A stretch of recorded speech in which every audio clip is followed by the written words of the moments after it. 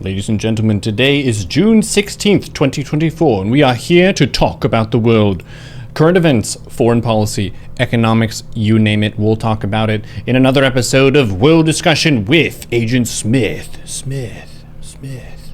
Hello? Yo. Hey. How are you, sire? you? I'm good. I'm doing fine. Solid. Good. We've had a rodeo of a subathon. I've been back-to-back cosplays, one today, one yesterday.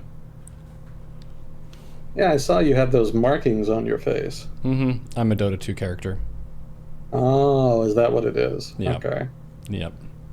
This is Anti-Mage from Dota 2. And he's funny because he also uses magic. Everyone has a mana bar in that game, and he has one.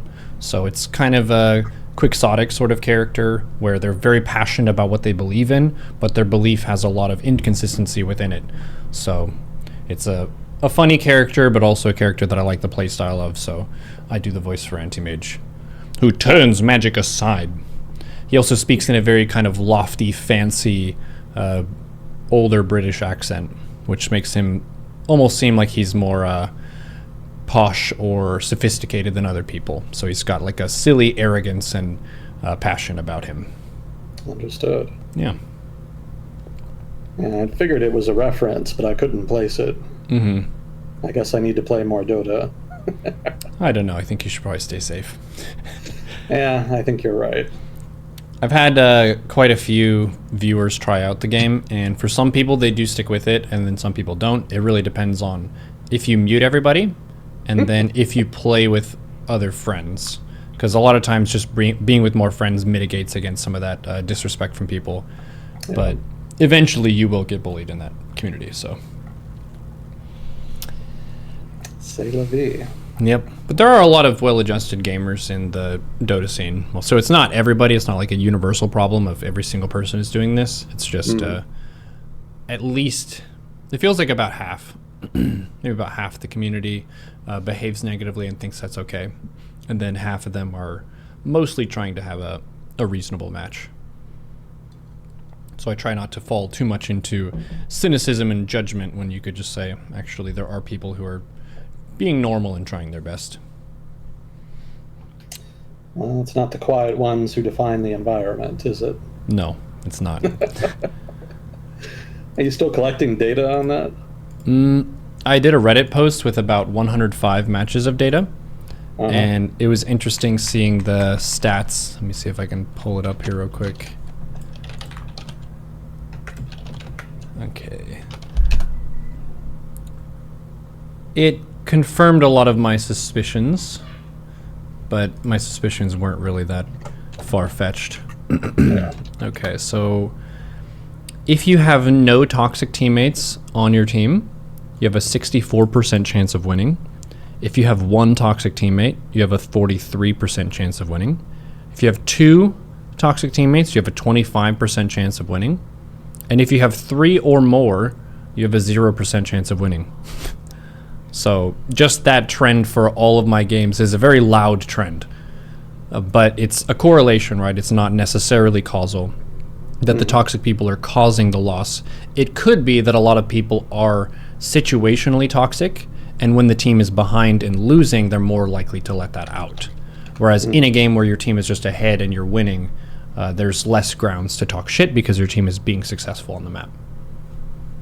So... yeah, it's not a crazy level of a problem, I feel like, for the highest behavior score. There's maybe 1 to 2 toxic actors of 10, so that's quite a few reasonable gamers at the max behavior score bracket. But there are lower behavior score games, and they tend to put like players together, so there might be something like a prison effect where people in those lower behavior games are being nasty to each other, so those games might be really bad. I don't know, I haven't been there. But it's very interesting seeing human behavior and putting it under a lens that we haven't really looked at, historically speaking. Like, online gaming was expected to be edgy. That's kind of how the culture has been.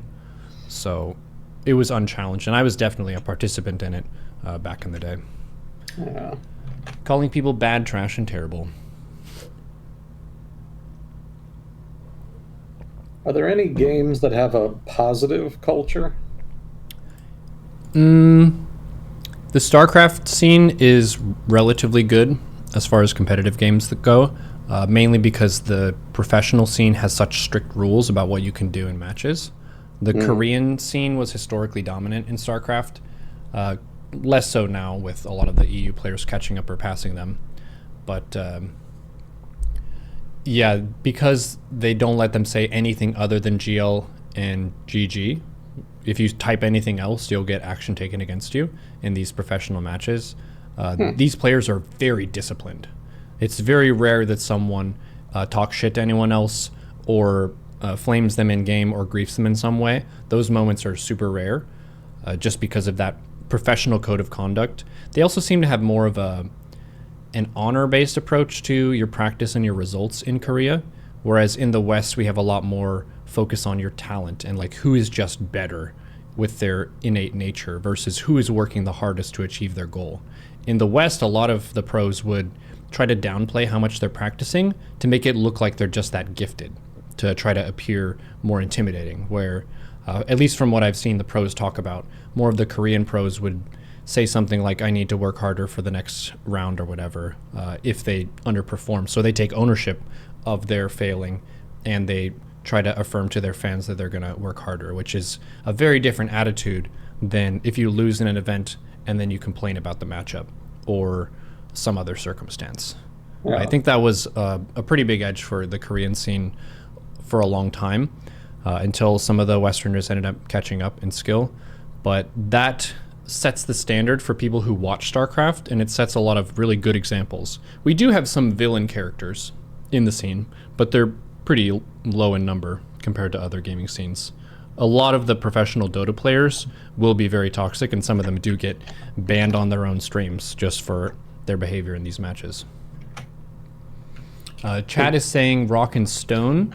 They're saying Deep Rock Galactic has a wholesome community. I've heard of the game, but I don't know anything about the community, so it's relatively decent. Is that what they're saying? They're saying it's positive. Final Fantasy 14 they're saying is positive. Yeah, those are PvE games primarily though, so your player against environment. Player versus player is definitely going to be more hostile for sure. Space Station 14 they're also saying has a good community. Space Station 14. Why does that sound familiar? I don't know. Is this what I think it is? I don't know. I think it is. Well, no, the graphics are too nice. There's a top-down game, I guess you could call it, that takes place on a space station, and it's kind of an open server model. You can just kind of come in and do whatever, and it's been around for a long time, and it's got kind of a Wild West type culture, but I don't think that's what this is. I guess I've never heard of this. All right, I'll have to look into that. Wait, it hasn't been released yet? I don't know.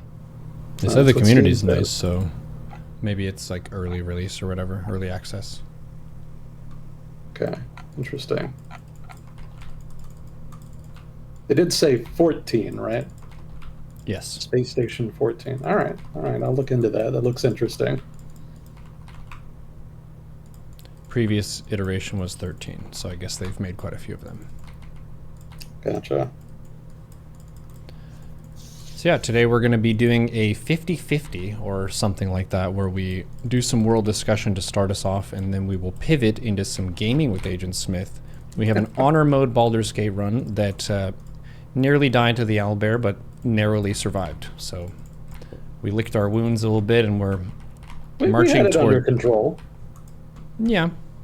We had a fighting retreat that was organized. I wasn't running away. That was an organized fighting retreat.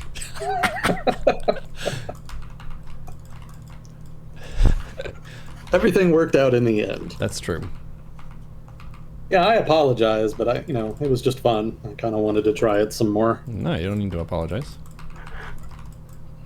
If it's fun, that's good. People like watching others have fun. It's a good energy to put out there. Appreciate you doing so.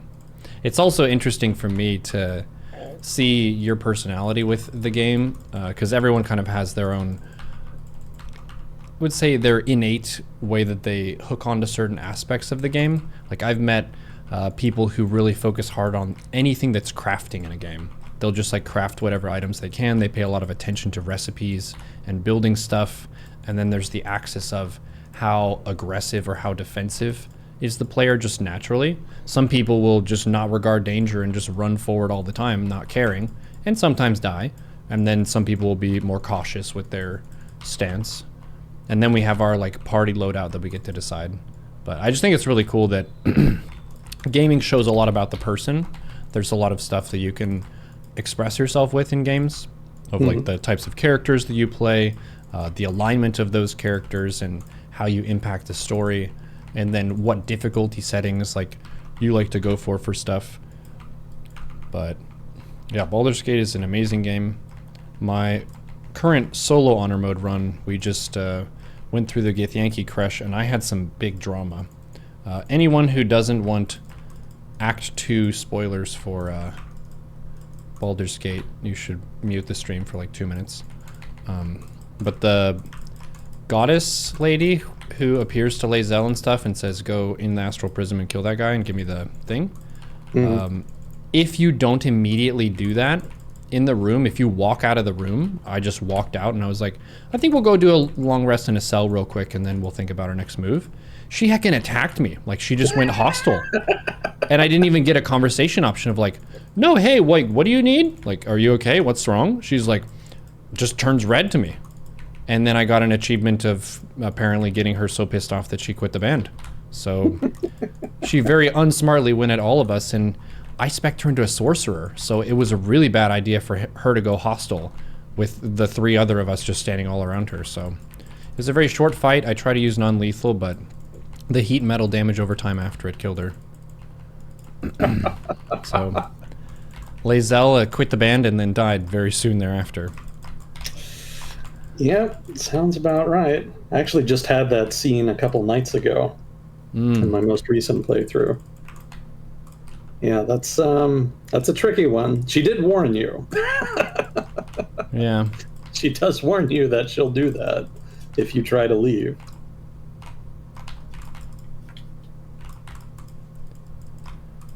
I may have skipped through that dialogue option, just like, yep, hit the spacebar a few times, blah, blah, blah.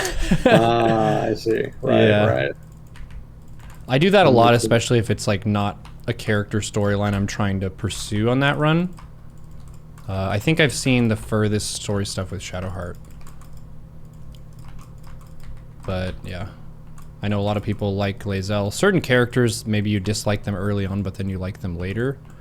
Based on how their personality can shift.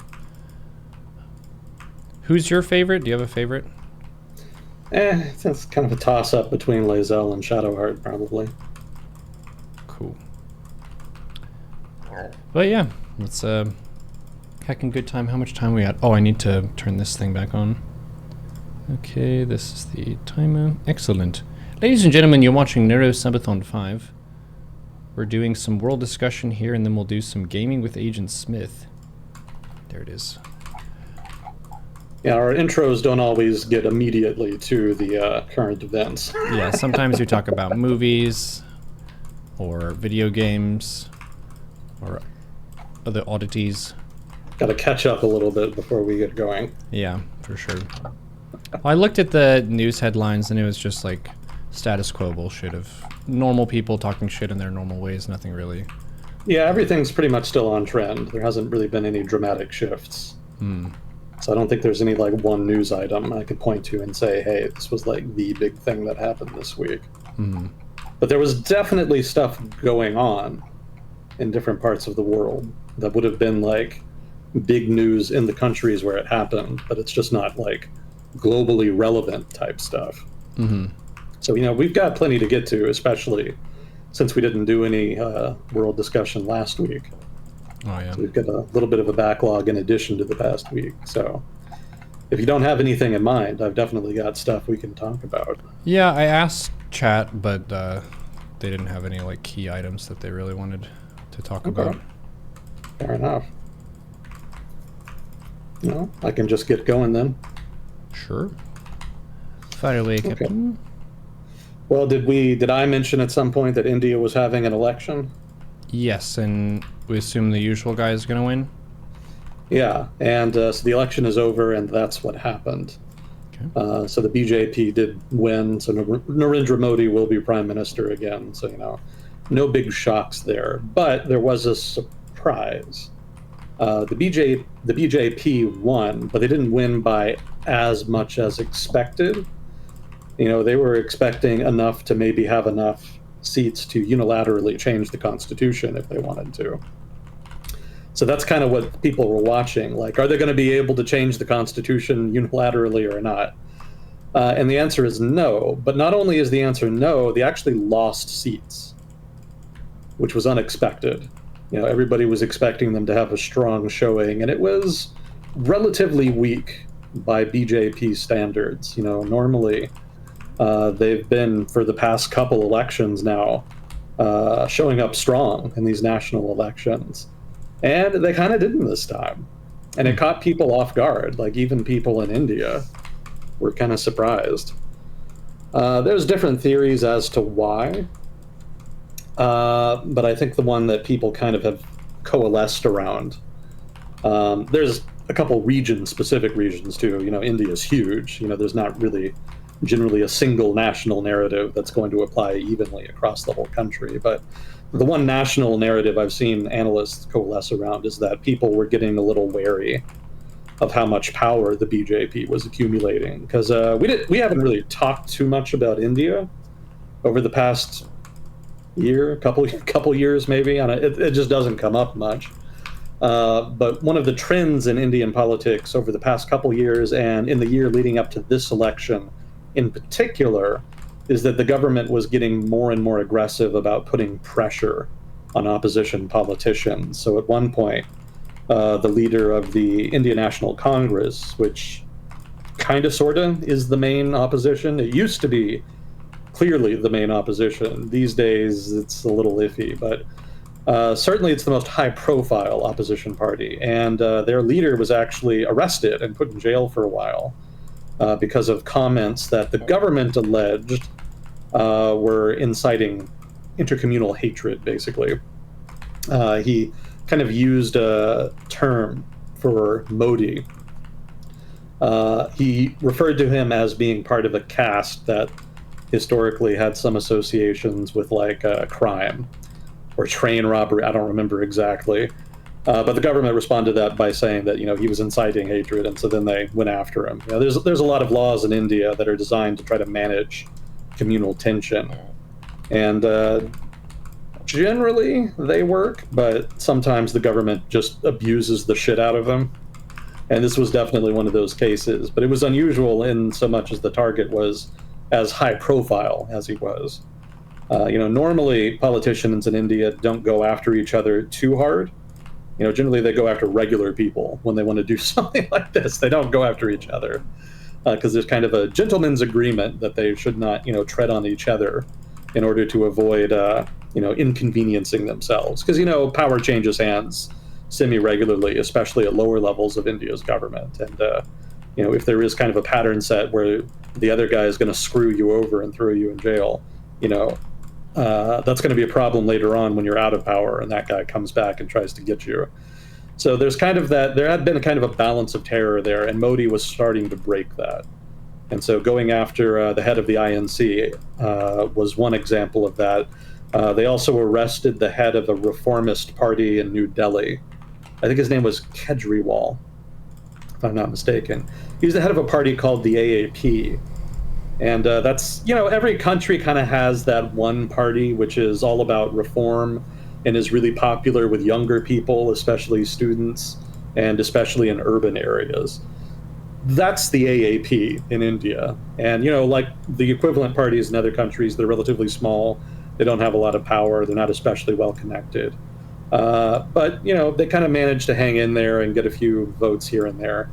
In the AAP's case, they were able to get control of New Delhi. And I think last year, or maybe 2 years ago, they were able to win power in Punjab, which really surprised people that nobody was expecting that. But other than that, just very small party overall. But the Modi government went after their leader last year, and they actually did arrest him for a while. So, all of this was kind of breaching these traditional norms that politicians had recognized. And the theory is that more and more people were getting concerned about those kinds of overreaches. I've also read that some people, especially lower caste people who had maybe previously voted for the BJP, were getting a little wary about the prospect of the BJP getting more power and then possibly ending or otherwise curtailing the reservation system. Because caste politics are a big deal in India. And if you don't know what reservations are, basically just think affirmative action. Like there's a certain number of seats in the parliament, as well as in certain government-owned industries, as well as in the civil service, that are reserved, quote unquote, for people who come from a low caste, who have a background of low caste, or from what's called a scheduled tribe. That's kind of a whole different topic of discussion. But basically, just low caste people get certain privileges. And because the BJP is associated with high caste people, certainly a lot of the leadership in the BJP is higher caste, they may have lost votes there because people were afraid that if they did get enough votes to change the constitution unilaterally, they may go after low caste privileges. What are the low castes again? Oh, dude, there's a lot. Okay. There's so many. Where is it written, like, for you as a person, you're a citizen of India, where is it like a driver's license thing? Like, how do people know what caste you're in? That's a good question. I don't know exactly how they keep track of it. I think it is registered at a local level. I think it's something people keep track of when they're born, if I'm not mistaken. Mm-hmm. It's not particularly hard because, even though the government technically has banned caste discrimination, it's still pretty prevalent. Caste identity is still an important part of day-to-day life in India, especially if you get into like rural conservative areas. That's where it's the strongest still. It kind of gets watered down a little bit in the urban areas, but even there you can still find it. Mm-hmm. Yeah, some of it is a little bit bullshit because there are people who are kind of try to game the system by pretending to be low caste. It's a kind of a dynamic game, right? Because if you're low caste, you have an incentive to change your caste to a higher caste, which is actually possible. Historically speaking, before the British Empire came to India, it was not that uncommon for low caste groups to actually change their behavior and adopt certain customs that would raise their caste sort of in the hierarchy. Because, contrary to popular belief, caste is not actually fixed. It can actually change. It's really more about your customs, beliefs, the gods you worship, etc. So if you can kind of adapt to the customs of a higher caste, you can actually raise the prestige of your group in the eyes of others. But the thing is that when reservations were introduced, that actually created an incentive to keep the caste where it was. Because if you were lower caste, then you had a slightly better chance of getting a job in the civil service, which is extremely prestigious and desirable, as well as getting access to other special privileges. Education is another example. If you want to go to college, you've got a slightly better chance if you're low caste because there's reserved positions in most universities. So there's kind of a push-pull factor there. Like on the one hand, you'll be treated better if you're a higher caste, but on the other hand, you get certain advantages in government and education and in your career by being from a lower caste. And, that doesn't even get into the other difficulties of just, being in a low caste generally means you're relatively poor and discriminated against. So it's relatively hard for you to access the privileges that the government makes available to you. And also, if you live in an urban area, it's possible to be low caste, but well off. Because if you go to an urban area, caste discrimination is not as much of a factor, especially if you live in like the South. And it's actually quite possible for you to just come from a wealthy family and to get access to all of those privileges still, just because you are technically low caste, quote unquote. So it's a giant, complicated clusterfuck. I mean, it's like affirmative action in the United States, only, on steroids. Like it's way more tense in India and way more complicated. Yeah. So there's lots of low caste groups in India. The Varna is generally what people think of when they think of India's caste system. That has 4 castes in it. There's the Brahmins on top. That's like the priestly caste. There's the Kshatriyas. That's like the warrior / merchant. Originally, it was just the warrior caste. Just a real quick question, though. Isn't it kind of suspicious that the people who decided the caste system, the priests, would put themselves at the top? Just saying. Not at all. Makes total sense. If I had to design a caste system, I'd design myself at the top of it, too. The incentives are there. Yeah. I'm just thinking there's no way that they give a good standing to people who weren't at those meetings deciding what the castes were. No, I don't think they consulted the people that they consigned to the lower castes. I don't think there was a lot of feedback there that they took. But yeah, the Kshatriyas were like the warriors, but generally they would also kind of get into other positions like merchants or kings or what have you. Under them is another group. I don't think I remember what the third group is. I think they were like the craftsmen. But the name escapes me. I'm sure somebody in chat will know. And then the fourth group was the Sudra. And those are just like the workers, right? So your farmers, other sort of people, the blue-collar workers, if you will, of India. And there's kind of an unofficial fifth caste, the Dalits, the untouchables. But they're kind of just outside of the whole framework. But the Varna, these 4 castes, this is like the ancient version of the caste system, and it hasn't been relevant for thousands of years. What are relevant are jati. So the jati are the individual castes at a local level that people actually identify with and that actually determine their relations with other groups in their community. So jati, by contrast, is way more numerous. There's 4 Varna, but there's tens of thousands of jatis across India. And, some are higher profile than others, some are higher caste than others, but there's just too many to count. There's too many to recount all of them. You'd have to spend your whole life learning and memorizing all of them. You're better served just kind of learning the major ones, like the biggest ones, the most populous jatis, because those are the ones that have the most political pull. Those are the ones that the politicians cater to, because those are the obvious, what they call in India, vote banks.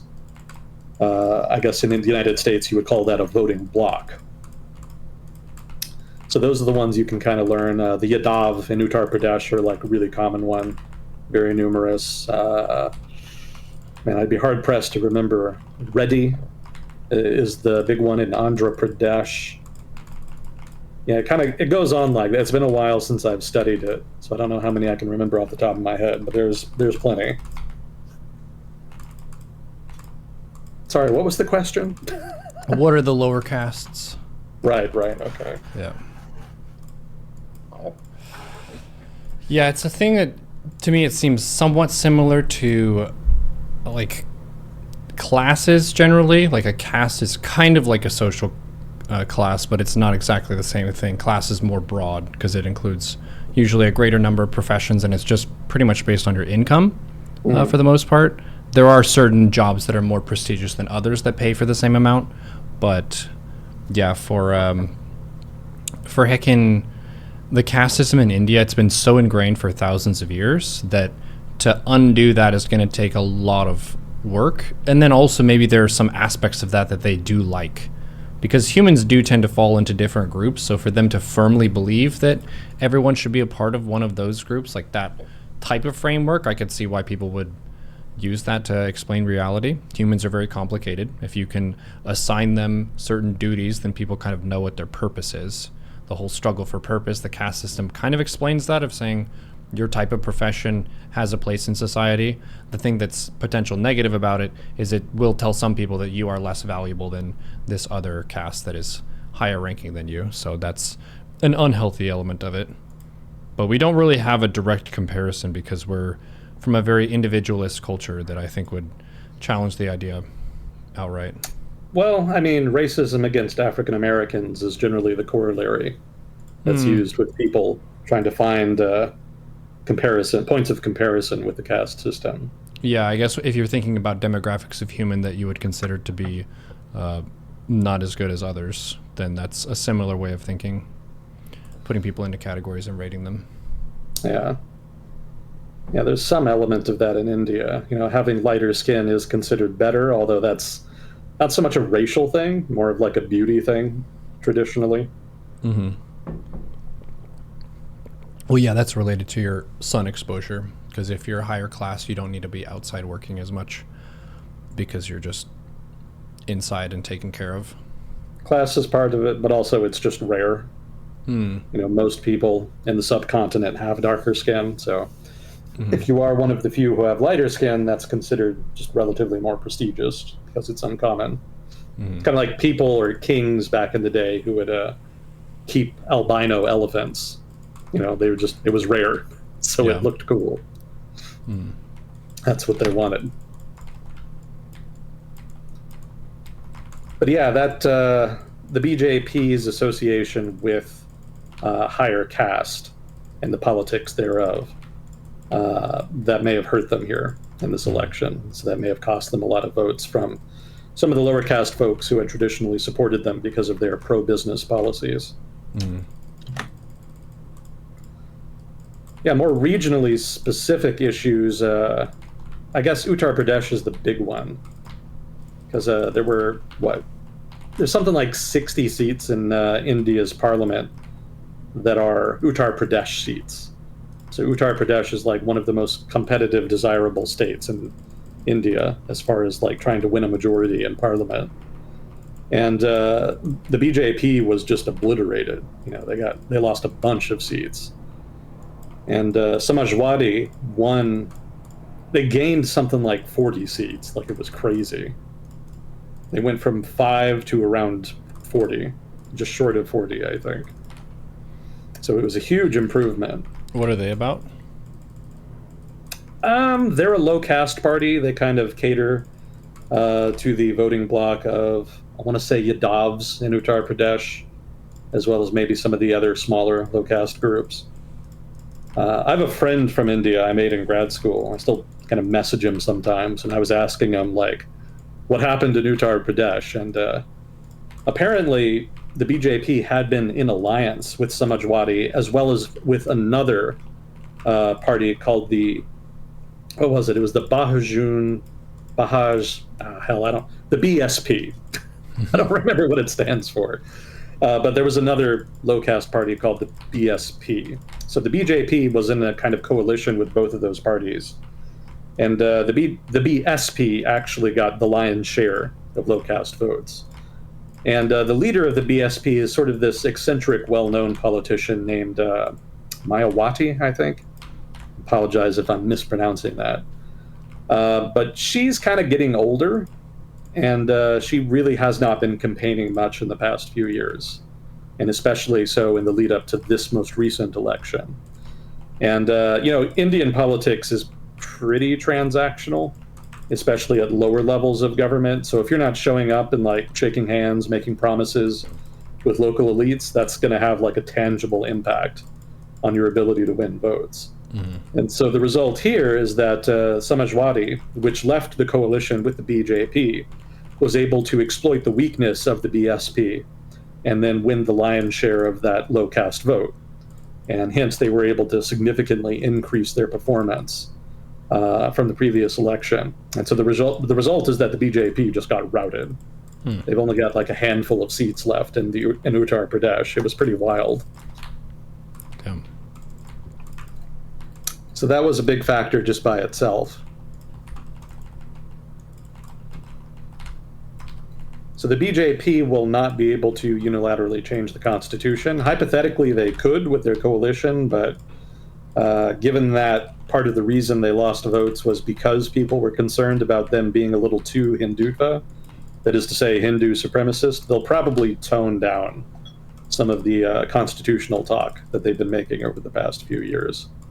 I suspect, certainly their coalition allies are not going to be that interested in that. So they're going to try.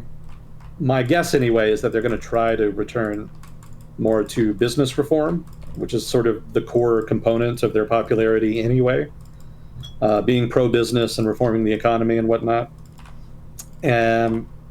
But over the past 10 some years that they've been in power, their record on that has been a little bit mixed. Like, they are pro-business and they have tried to implement reforms, but the bigger reforms that would have the most dramatic impact generally end up failing to get past Parliament.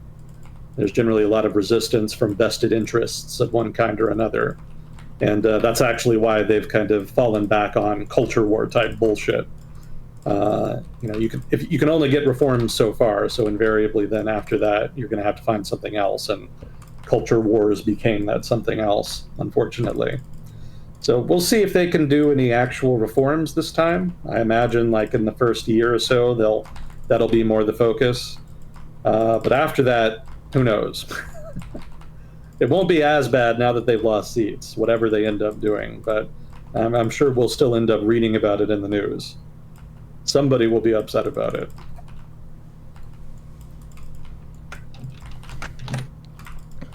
Interesting. So some changes in the political landscape overall, even if I guess is it president or prime minister? Prime minister. So prime minister still in his spot, but his party is not looking as strong as it was before this. Yeah, and I think that kind of underscores the fact that political parties in India kind of live or die by the charisma of their leaders. That's been a pattern that's been in place since independence. Mm-hmm. So, some people were kind of thinking that maybe the BJP was an ideological party and that their success was a reflection of a rising tide of far-right conservatism in India, especially of the Hindutva strain.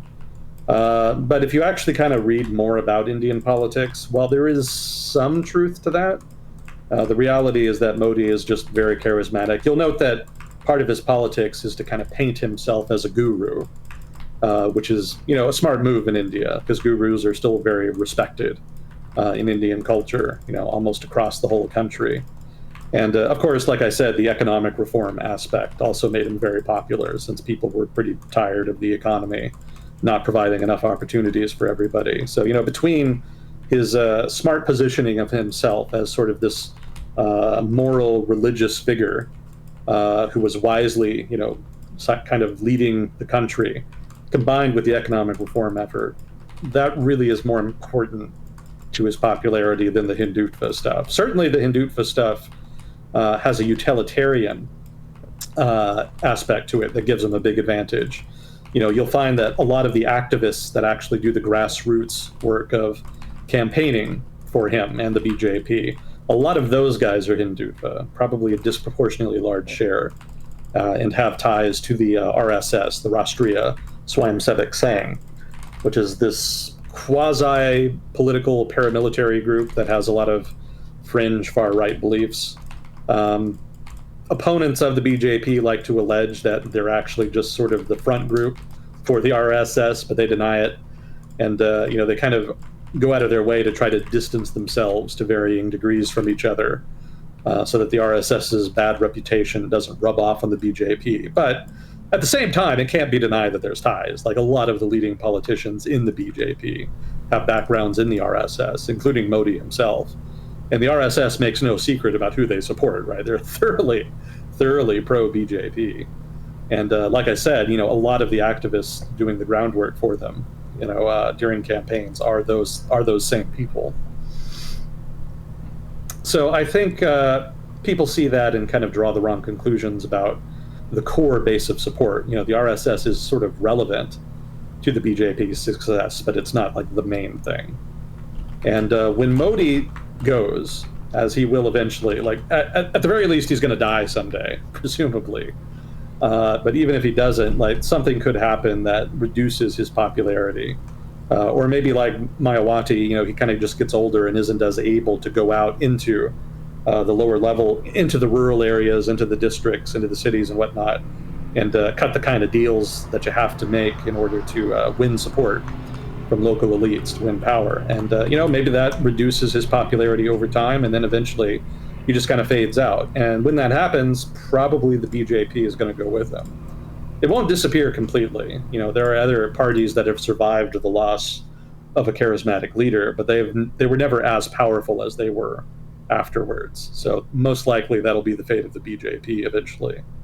So it's a personality party more so than a party that has a core set of principles on its own that's going to outlast him. Yeah, that's a good summary of it. Mm. And that's true of pretty much most, if not all, political parties in India. That's not to say that there are not people in India who don't vote by ideology and whatnot, but by and large, patronage politics is like the main engine of politics. So it really comes down to the individual people rather than sort of the broader party platform. So don't panic too much when you see the BJP and Modi doing well. I think somebody in chat a couple weeks ago was saying that Modi was part of the same far-right surge around the world that has seen the sort of ascendancy of populism in different regions of the world. And that's true, but you'll note that each region's populism is distinct, right? They're all different from each other in varying ways. And so the point I would make here is that, yes, the BJP is part of that ascendancy, but it is not reflective of like a broader growth of popularity of populism in the Indian body politic. It has more to do with just Modi's individual popularity more than anything. So it does have a shelf life then. Unlike, say, populism in the United States or Europe, for example, which tends to be more entrenched. People talk about the ascendancy of populism in the United States and Europe. But actually, if you look at the populists that are actually running around, winning power, influencing people, they're not really any different than the populists we had before. The only thing different now is that they're actually getting into power. But they're not really presenting new ideas generally. Like the thing that really made Trump popular is that he wanted to get the jobs back, right? He wanted to fight free trade and stop factories from relocating away from the United States. That was one of the things that really made him stand out as a candidate back in 2016. So that type of politics had already been present in the United States. It's just that no mainstream candidate anyway, was willing to embrace it because they didn't think it would be a winning platform. And in general, keep in mind, like most people did not think Trump was going to win in 2016. So, that was not an entirely incorrect supposition. It just happened to turn out to be wrong. I think we were wrong about that. I don't exactly remember what our predictions were, but for most of him kind of leading up to it, it seemed like it was an entertainment gag to make money. Yeah. And most people were like, yeah, he's too much of a loose cannon for him to actually want to be the president. To be honest, I didn't think he wanted to be the president, but what I failed to understand was what he thinks being the president is versus what I think it is. I think they're fundamentally different from what he thinks it is. For him, it's an opportunity for power and attention. I think those are the two things that he wants the most. And being president of the United States gives you a shitload of both of those things. So he's definitely getting a lot out of the office. What I think the president should be is a temporary steward of the power of one of the mightiest nations that the earth has ever seen, that deserves due care, responsibility, and sobriety to make sure that we are led in a good direction for the future. But that's easier said than done, for sure, because I would obviously have lots of different pressures being president and would not do the job perfectly. Yeah. No, I would agree. But unfortunately, your government reflects the voters you have, not the voters you want. And the voters we have right now are not entirely looking unfavorably upon Trump's definition. So, that's not really something you fix. That's just something that we as a people have to struggle with. That's ideally it would not have been a problem in the first place, but for a variety of reasons we have discussed at length on here before, that problem did become entrenched, and now we're kind of stuck with it for the foreseeable future. Yep, well, I'm sure. just so everybody knows, regardless of your political leanings, I appreciate you, and I hope as a person you strive to pursue genuine understanding of what's going on and you make your best judgment calls, because the world has a lot of conflicting information that bounces around out there, and it can be hard to really know what's going on. There are a lot of false dichotomies that are set up, also people who promise things and then don't deliver them, and people aren't really going to be that excited about the return of these two candidates. I would rather vote for someone else, but c'est la vie. I suspect a lot of other people are of the same mind. Yeah. Is King Riku here? I don't know. I haven't seen him in the comments a while. I'm still working on an email response to the video he sent me. I've made a lot of progress, but it only ever gets longer. Well, he was in the chat a few days ago, so I know he's still around the stream and stuff. All right. Yeah, I do eventually respond to emails. It may take a while. I think Dagnip's been waiting like a year, but I am I am working on them. I am working on them, and I will get back to you eventually.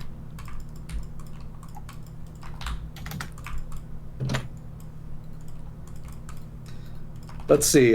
South Africa had elections recently. Mm-hmm. Had you heard about that at all? No. Yeah, so South Africa's kind of a dumpster fire right now. Well, I say right now, but it's kind of been a dumpster fire for like a decade now. That's a whole other conversation, though. Like, regardless, South Africa had elections recently, and all of the talk was that the ANC may actually lose a majority. Well, let me clarify that they may not win a majority of seats in the parliament. And the reason that was notable is because if that did happen, it would happen for the first time. Because since apartheid ended, the ANC had always, in every election since, won a majority in parliament, like a clear majority, such that they didn't need any kind of coalition in order to reach a majority and govern the country. So that's what people were watching for. The election happened, and the result was that the ANC did indeed not achieve a majority in parliament for the first time. And so there was a good deal of commentary on that afterwards. I don't think it's all that meaningful in the end run, because while it's true that they did not win enough seats for a majority, they still won like 45% of the vote, which is a lot in a parliamentary system. Like, even if that's not a majority, like you're in the driver's seat with 45%, even if you don't have quite enough for a majority. So probably not much will actually change because of this, most likely. And the ANC has been able to cobble together a coalition. You know, when you're at 45% of the vote, you don't need partners that are like also very large. You only really need a couple more seats at that point to get across the finish line. That is to say, to get a coalition with a majority. And so the ANC basically talked with some of the smaller parties and created an alliance with them, and that was enough. So, they will be in power again, no question. But certainly the ANC is hurting a little bit. Like, even if they got 45% of the vote this time, the trend line is down. And it's not as though things in South Africa are really getting better. So, most likely they're only going to do worse in future unless they can turn things around somehow. But given that we're talking about the ANC, that seems a little unlikely. The two other big parties that kind of won in the election were, one, the Economic Freedom Fighters, which is sort of a left nationalist populist group that wants to, I think they're particularly known for wanting to confiscate land, especially from wealthy white landowners, so that they can redistribute it to poor black people. I can't really call them Africans, because technically everybody in South Africa is African, whether they're white or black. So you actually have to call them black in this case when you're talking specifically about black Africans in South Africa. So, don't get the wrong idea from me using the term. That is the appropriate term, technically. It's easy to get in trouble talking about groups in South Africa and South African politics. There's a term in South Africa called colored for example, and it doesn't mean what it means in the United States. In South Africa, to be colored means to be of South Asian descent, if I'm remembering correctly. Because there are a lot of people, there are a lot of people of South Asian descent in South Africa, because it was part of the British Empire, and pretty much every part of the British Empire saw a pretty decent influx of South Asians at one time or another, to a degree that sometimes created tensions. I think Uganda, if I'm not mistaken, was the country that, after independence, systematically expelled its entire South Asian population. Because they were seen as basically in bed with the former colonizers. So quite a few people were dispossessed and expelled as a result. So in South Africa, they did not expel them, fortunately, but they are a large enough minority to kind of get their own category. I think maybe the Khoisan might also be in that group. Maybe we've got some South Africans in chat who can help me with that. The Khoisan are a native, quote unquote, Africa. They're all native, but I mean, you know what I mean, like a traditional African group that was there before the Europeans came. And they're a little bit different from the other, native African groups in South Africa. The Zulu and whatnot, the other guys that live up north are like more what you would expect when you think of an African group. But the Khoisan have somewhat lighter skin, and they also have a language that's actually part of a different language group than the Bantu speakers and the rest of South Africa. And they also intermixed heavily with Portuguese explorers when they first came down back in the 1500s.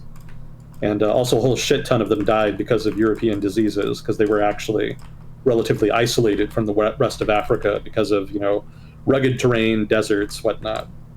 So it's a very interesting, distinct group in South Africa, and I think they may qualify as colored, but I would have to check. I'm not entirely sure, just going off the top of my head. Now might be a good time for the usual disclaimer before I embarrass myself further. I'm not, very obviously, an expert in everything I talk about on here. So if I ever say anything wrong, stupid, or biased, let me know. If I'm wrong, I definitely want to know more than anybody. So participation by chat is encouraged in that regard. I don't read chat while we do this, but I will. I always read it later, and I do enjoy the feedback we get. I always learn a lot. But yeah, South Africa. Anyway, so the Economic Freedom Fighters, populist left group, wants to confiscate land. Obviously, markets don't like them. The business community doesn't like them, so they're very wary about that group. And the fact that they've won more and more seats over time has definitely spooked a lot of investors. Not that they needed it. There's plenty of other factors in South Africa spooking foreign investors. The Economic Freedom Fighters are just one of them. Just in general, the overall extensive degree of corruption and infrastructure decay in South Africa is probably the main factor there. But the EFF is a sort of a secondary but important factor in that regard.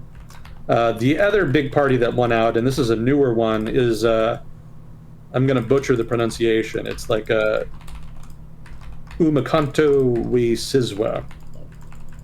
Horribly pronounced, I'm sure, but that's the party run by Jacob Zuma. And if you're South African, you immediately recognize that name. Everybody knows who he is. He's the guy who used to run the ANC, the African National Congress. He ran it for like 10 years. And he's the one who is largely blamed for the ANC's descent into bad governance, corruption, and basically everything else that's been wrong with South Africa over the past 15 some years. And it got bad enough for him that he was eventually ejected from the ANC and replaced by his Minister of Finance, who is the current sitting Prime Minister, Mr. Ramazona, I forget his name. But Jacob Zuma, for one, insists that he was not expelled from the ANC. It's the other way around. The ANC says that they didn't expel him, and he says that he was expelled. Illegally so. So he threw a hissy fit and formed his own party to run against the ANC, and that's the party I just mentioned. And they did pretty well. And the thing about Jacob Zuma is that, on the one hand, he's pretty much corrupt as fuck. But on the other hand, he's a very effective politician. Like, he's very charismatic. He's very popular in his among his core constituents, which I think are mostly Zulu, sort of in the middle of the country. So, when he ran, he was able to get a pretty good chunk of the vote. And, he kind of did tease the ANC for performing relatively poorly and set out demands for what he would want in exchange for his party agreeing to a coalition with the ANC. And, number one item on the list is that the prime minister, his former minister of finance, would have to resign. And that was generally interpreted as him seeking revenge against the guy he blamed for his ouster from the ANC. So as was, the ANC said, no, we don't want a coalition with you. Not just because of the personality clash between the two leaders of the party, but also because markets didn't like Zuma's party any more than they liked the EFF. Zuma was seen as being a sort of, basically just, they saw him as extremely corrupt and would have interpreted his re-entry into governance, even though it was in the form of a coalition deal this time, they were viewing that with a lot of anxiety, and they really didn't want it. So the ANC went for some of the smaller fringe parties in order to get its coalition majority instead. And so everybody was happy. The ANC got its majority. The business community was able to kind of see the main left-wing populist parties excluded. And the populist parties, for their part, get to stay in opposition and pretend that they know what they're doing, which I'm a little skeptical they do. I mean, there's certain elements in their platforms which make sense, but yeah, it kind of seems like a lot of it is just self-serving, especially in the case of Zuma's party. But yeah, the general trend is downward for South Africa. Nothing, most likely, is going to change. And, the fact that voters responded to the ANC's decline by voting for the party of the guy that ran it into the ground is not really encouraging. You would think they'd be a little more skeptical of that, but it seems no. It seems that Zuma's charisma kind of trumps his poor record in office. So, yeah, I think optimism is not really very common on the ground in South Africa at this point.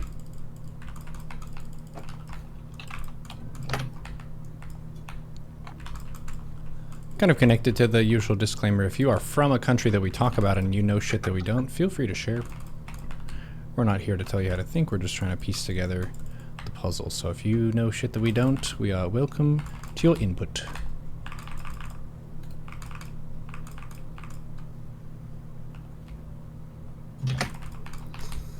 Let's see, I think we did get a question.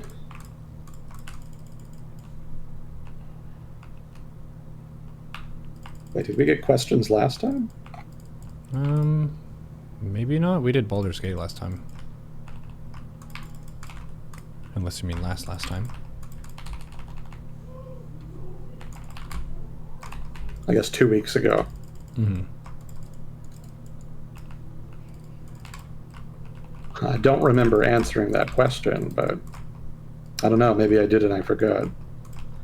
Well, the question we got today, if the Nord Stream pipeline blew up, did that cut the oil stream from Russia to Germany?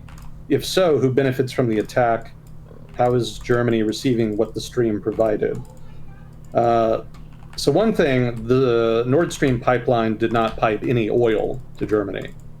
It was only designed to pump natural gas to Germany.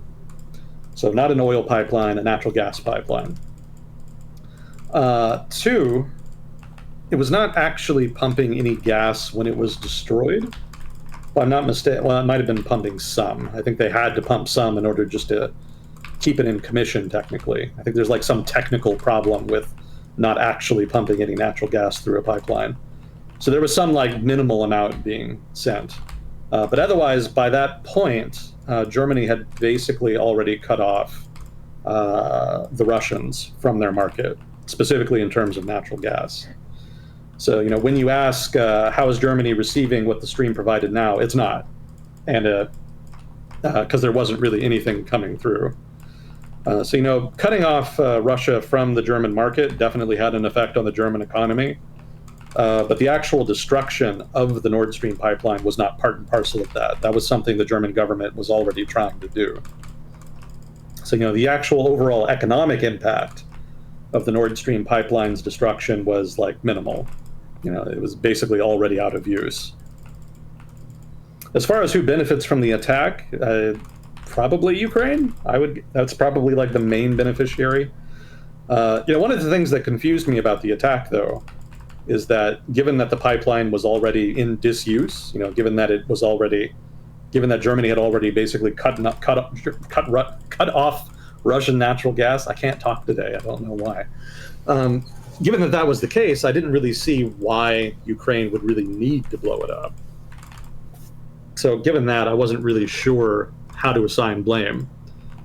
But it may have been that they just did it in order to forestall any potential, or at least maybe more accurately, to mitigate any potential future change in German foreign policy. Like maybe there's a change in government in Germany and they want to buy Russian natural gas again. Well, it's going to be relatively harder to do that now that the Nord Stream pipeline has been, I don't want to say destroyed, I guess damaged. It's been a couple years now. They probably repaired it by now, I would guess. But certainly in the short term, it offered a further disincentive to, a further barrier to importing Russian natural gas. Yeah, in general, I don't think it was necessary to blow up the pipeline if you're Ukraine. But I can see how they would want to. I could at least see a reason there. And given that I don't have any other clear-cut reason for anybody else to do it, I'm inclined to think it was Ukraine's intelligence service, the SBU. But I can't really prove that. And, at this point, I don't think anybody else can either. But given that it didn't actually have much of an impact, even if it was proven to be them, I don't think it would really create that many waves.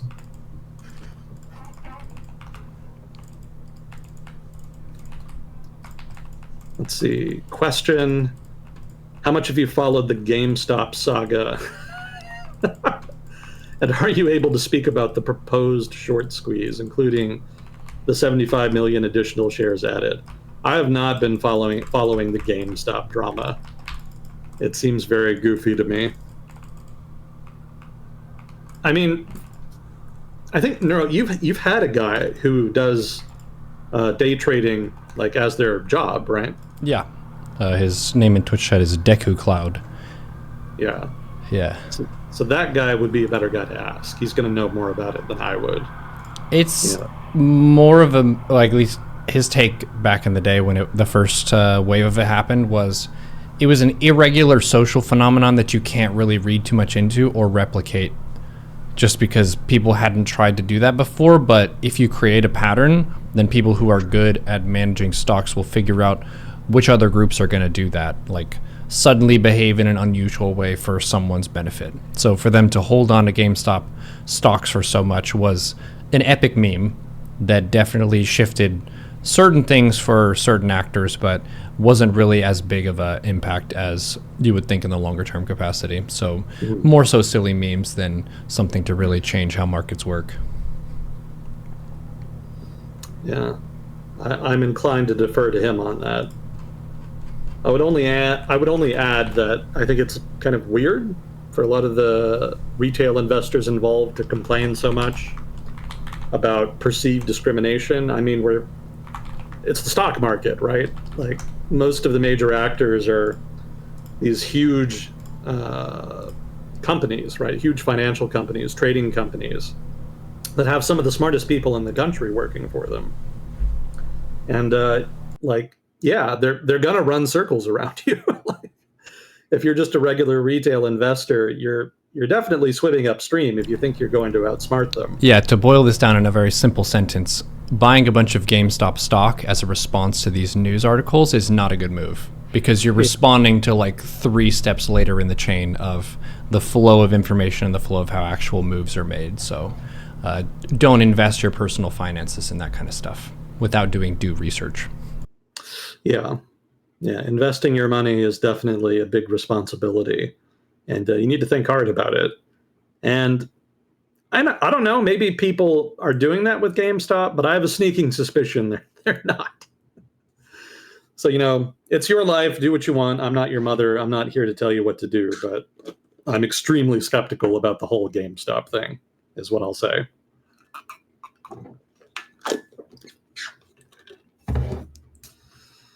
Let's see. Curious about your thoughts on Zimbabwe's partial move to the gold standard with its new currency. It doesn't matter. It doesn't matter. I guess I should read more about it before I cast judgment, but here's the thing. Like, even if the Zimbabwean, even if Zimbabwe's government actually has come out with a new plan to reinflate, if you will, to revalue its currency so that it's no longer basically just trash that you can find on the side of the street, which has been the case for much of the past 20 years. Even if they did come up with a credible, viable plan to do that, I would not believe them.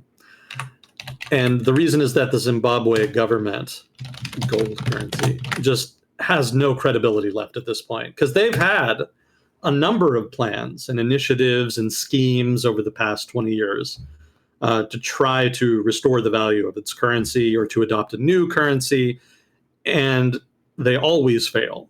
Because in the end, the government doesn't actually care about creating a currency that has real value, because that would mean they would have to give up some control.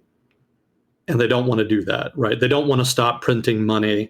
They don't want to stop spending money. They don't want to do any of like the actual difficult aspects, the actual tangible work of restoring the financial viability of their government. All of these schemes that they come up with are just really too clever by half plans that are designed to try to restore the value of the currency without having to give up any government spending, and you just can't. It doesn't work. So yes, hypothetically, having a currency be based on gold could work. Like if they're introducing a new currency and pegging that to gold and actually making it redeemable for gold, such that it's an actual gold-backed currency, hypothetically, that could create a stable new currency if they do it right. But the thing is, they're totally not going to do it right. They've proven that they don't want to do it right so many times now that I just assume before the fact that they're going to screw it up, probably on purpose. So my expectation here, and again, I haven't read about this yet. Thank you for bringing it to my attention. I am interested. I will read about it, but my immediate assumption is that this is just a get-rich-quick scheme by the government to try to raise some short-term funds, and that it's not going to have legs. If they prove me wrong, then great. That's fine. It is a gold-backed currency is totally viable. If you're willing to actually do the work of ensuring that markets have actual reasons to be confident that you will respect the peg and redeemability of your currency to gold. That's totally doable. But that comes entirely down to market confidence. And man, there's not many countries on earth that have less market confidence than Zimbabwe's government at this point. Yeah, well, the Zimbabwe dollar is like the meme of you need trillions of it to do anything, like buy a hamburger. Yeah, exactly. So that's the problem. And I haven't seen the government actually signal anything in that regard that they want to do different. So if they have a new scheme, great, but my immediate assumption is that it's bullshit. That's the TLDR of that. Cool. Let's see. I know Canadian politics aren't the most interesting. That's not true. Canadian politics are actually very interesting. Just people don't pay attention to them. Well, I should say people outside Canada don't pay attention. But as a Canadian, I would love to hear you and Agent Smith's thoughts on Canadian politics, and more specifically the quote-unquote progression of the more conservative side of things over the last decade or so. Comment on the past decade of Canadian politics. Neuro, would you like to start that? Yeah, sure. I'll start it by pointing to the comparison that was already made in the general conservative shift in the United States and India in the same period. The world, I think, it ebbs and it flows in terms of which direction it goes into. Like, it'll swing with power toward one side and then toward the other. And for people who are, let's just say, more traditional, a lot of the progressive left has been pushing for a lot of very non-traditional things that makes people who are more traditional feel like they don't really have much of a voice. So for them to be swinging back at that shift in momentum, it makes sense that more conservative views and more of a traditional take on things would get some momentum from all the people who felt like they haven't really been focused on as much for a while. And I feel like that's a global trend at this point. We've been pushing for a lot of new human rights, a lot of new freedoms of expression for people, also freedoms of movement, of allowing people to be refugees in different countries and stuff. Say, for example, Sweden being very open with accepting a whole bunch of refugees, and then seeing the pushback of their own people of, okay, this is actually a huge undertaking and there's cultural clash and all this sort of thing. So we're definitely in a phase of the game where it's been swinging back a little bit more to the traditional and conservative angle, just because I think the other side has had more momentum for a while. So it's not exactly like people on strict sides, but having a little bit of a shift left and right every decade or so seems like it tends to be a trend that happens, just because governing is way harder than opposing. I think that's one of the fundamentals as to why things swing back and forth left and right over time. It's just because it's really hard to appease your base and also the opposition at the same time. And the opposition is going to really firmly stand against you on everything and try to make you suffer as much as possible, rather than try to, like, let's really meet in the middle here and make sure we get a lot of done during this term. If your opposing party is elected in, it's like, all right, time to sabotage as much of their shit as possible. A lot of people go into politics like that, of just trying to throw as many wrenches into their equation as they can, rather than have a stance of moderation. I do think we're also in more of a period, like we've talked about before, of we value strength in your convictions over being able to compromise and be skeptical in the current phase. So if you're more of a firebrand, that's seen as more of a good thing for you, because you're standing up for what you believe in and you're being real and you're not filtering yourself and stuff like that.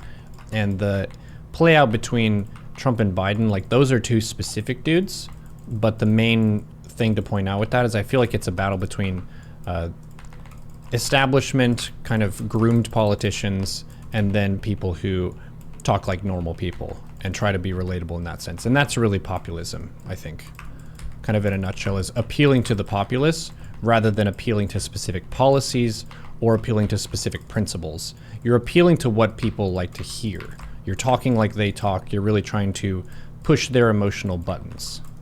Maybe that's not the best definition of populism, but that's kind of what I get in terms of energy from populist candidates. It's about their personality, and it's a lot more about the human side of things rather than the logistics of, like, sorting out all the different political issues we have and deciding what our, like, difficult compromises are going to be along the way. Like, talking about difficult compromises is something that is necessary for major change, but it's really hard to do, and you're not guaranteed to succeed in that, just because it requires cooperation from the opposite side.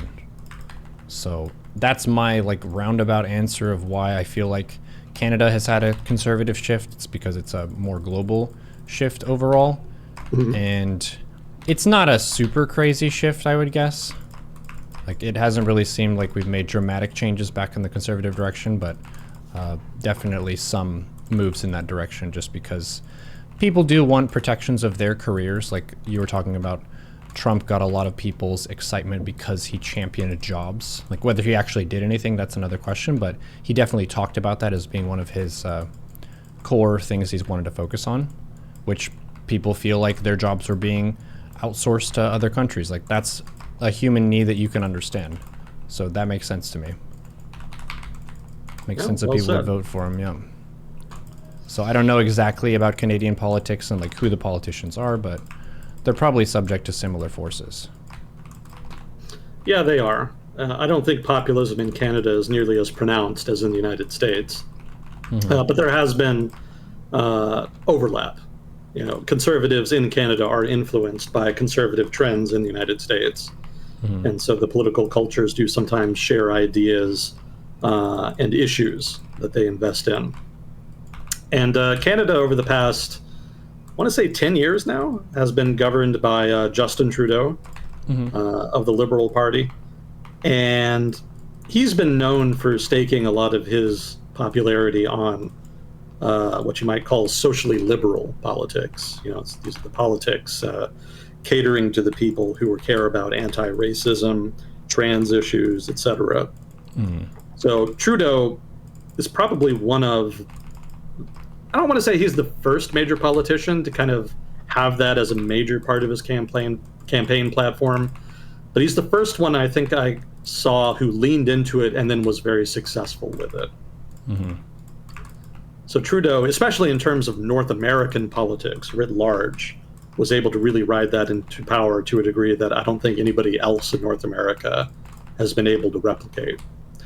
But in turn, just by dint of the fact that he's been around a while now, that he's been in power for a long time, not only is he getting blamed for all of the stuff that went wrong while he's been in power, but all of the people on the right wing of Canada's political spectrum have only gotten just more and more angry at him over time. I mean, they already didn't like his style of politics to begin with, but having to put up with it for 10 years just has been grating them continuously over that time span.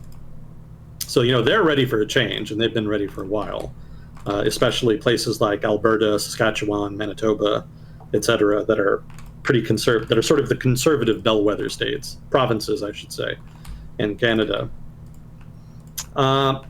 I think beyond the culture issues, though, economic issues have been putting a lot of pressure on them. Like the housing situation has so many people upset out there. Expensive. It's just gotten more and more expensive, and the government just doesn't seem to have a handle on it.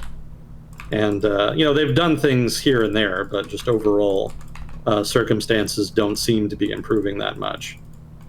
But that's kind of a global problem. That's not a Canada-specific problem, but nobody in any country around the world with that problem ever just blames the global trend, right? Everybody always blames the government first and foremost. So whoever your incumbent is in office is going to bear the brunt of that, almost regardless of context or circumstances. And Trudeau is definitely going to be suffering from that in the upcoming election.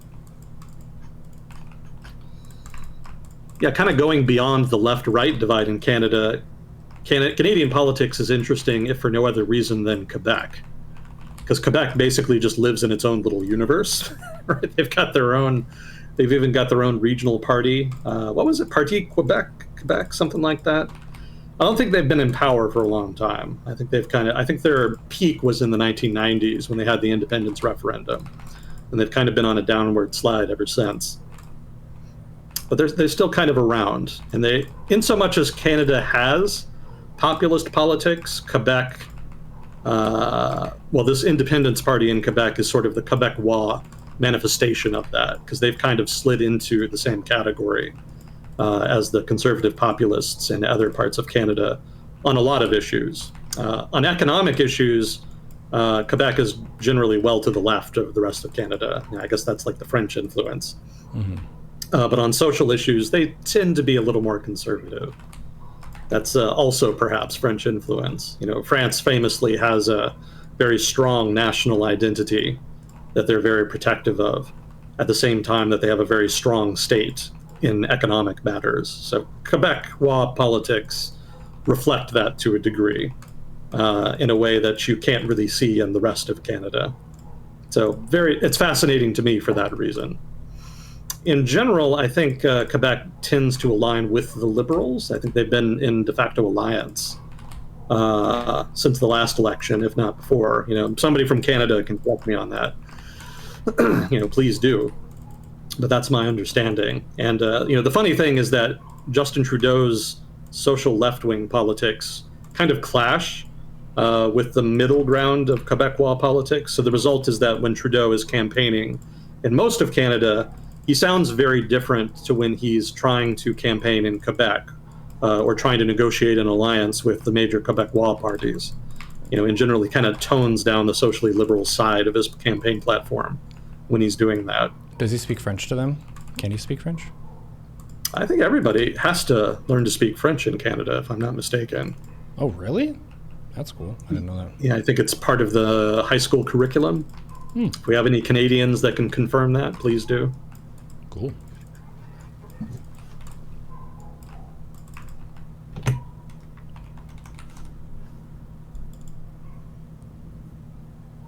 Let's see. Yeah, I don't know if that's... Yeah, I think Canadian politics is interesting, but I don't know that I have much more to add beyond that. Yeah, I'm not sure if there's anything in particular the questioner wanted us to touch on there.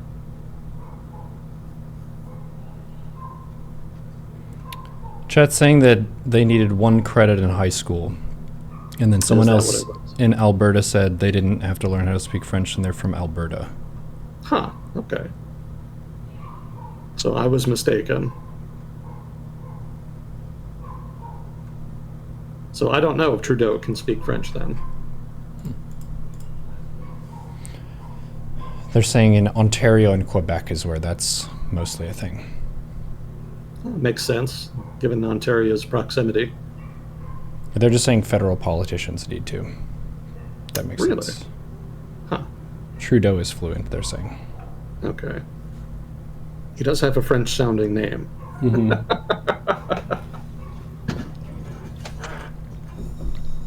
Another question for you. Do you know of an ethical way to remove all Protoss players from the Starcraft ladder? No. Okay. I'm afraid not. That's fair. Maybe a concerted long-term campaign to discourage people from playing Protoss, but I don't know how well that's going to work.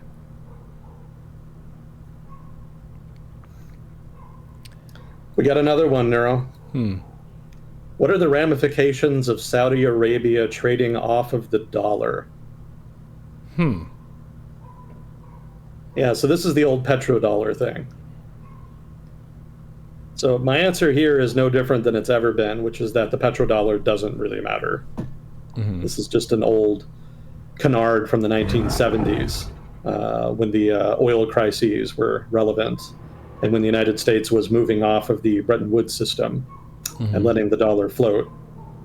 So, you know, at that time, there was a need to try to do something to revalue the dollar because there were just so many of them hanging around after the Bretton Woods system collapsed that the value was declining. The government was spending too much money, which was also applying pressure. That was probably the main factor that led to the collapse of the Bretton Woods system in the first place. So, you know, getting a deal with the Saudis wherein they agreed to buy U.S. debt was a big deal. Although even then it wasn't necessarily the dollar that they were saving, but rather the federal government, which couldn't get anybody to buy its debt because the dollar was devaluing. So by getting the Saudis to do that, they were kind of killing 2 birds with 1 stone. They were solving the debt problem and the currency problem. But it's been almost half a century since then. And global capital markets are way, way deeper than they were back in the 70s. And the petrodollar isn't nearly as relevant as it was in terms of the health of either U.S. finances or the dollar. So the U.S. doesn't need the petrodollar anymore in order for its economy and its currency to maintain stability. But there's a lot of people who haven't gotten the memo on that. There's a lot of people, including some economists, who insist that this is an important plank in the stability of the global economy and of the U.S. economy in general. And whenever anything happens with regard to the trading of oil in the dollar, especially if the oil in question is being traded in a different currency, then they wig out and say that, you know, this is the beginning of the end of the dollar. The U.S. economy is going to implode. This is the end. And it never happens. And it's not going to happen, right? So this is not like a big deal. Nothing's going to happen. Like at most, you'll see a mild decline in the dollar. But even that is unlikely. Well, I shouldn't say even that is. I don't follow currency markets closely enough to say it's unlikely, but I will say the trend over the past couple of years has been for the dollar to increase in value. It's actually been appreciating, not devaluing. I don't know how much longer that's going to last, but if it ends, I don't think it'll be because of this. Yeah, we've talked about this before many times. I suspect we'll talk about it many more times, given how deeply embedded this belief is in American politics, if not even beyond the United States. Yeah, it makes me wonder how I guess, banter about oil in general will shift as more renewable stuff gradually eats more markets, like electrical vehicles and stuff. It's still a minority for sure, but basically every automotive manufacturer has some hybrid vehicles or some electric vehicles that are meant to be more fuel efficient and stuff like that. So Yeah. the world is still running on a lot of oil and natural gas, but as those markets shift, a lot of companies that have been energy companies that managed oil would probably look to other stuff over time, which would make that less of a question. Because it is a huge reserve of value. I think that's what makes people gravitate toward thinking about it, is the value of the fuel that we have is very high. It's valuable stuff because it has a ton of energy packed into it. So who's controlling that does have a lot of sway in what's going on in the world, but it's only one kind of resource. And you need a lot of other resources to divide or to insulate yourself against bad stuff that happens. Like we talked about the history of Texas and how when Texas was young, there was a period where it was very largely based on oil in some ways, and then they had a market crash with that and then diversified after, and now it's a tech hub as well, where there's a lot more going on than just oil markets. Yeah, there's a lot of diversification, and the Saudis and the GCC writ large are going to have to do the same thing eventually, and they have been doing that. The Saudis somewhat belatedly, but they are making the effort. I think most people know about the huge-ass experimental city they're building in the desert. Neom. I don't know why they called it that. Sounds like a race car going by. They called it what? Neom? Neom, that's what it's called. Neom. Neom. Cool.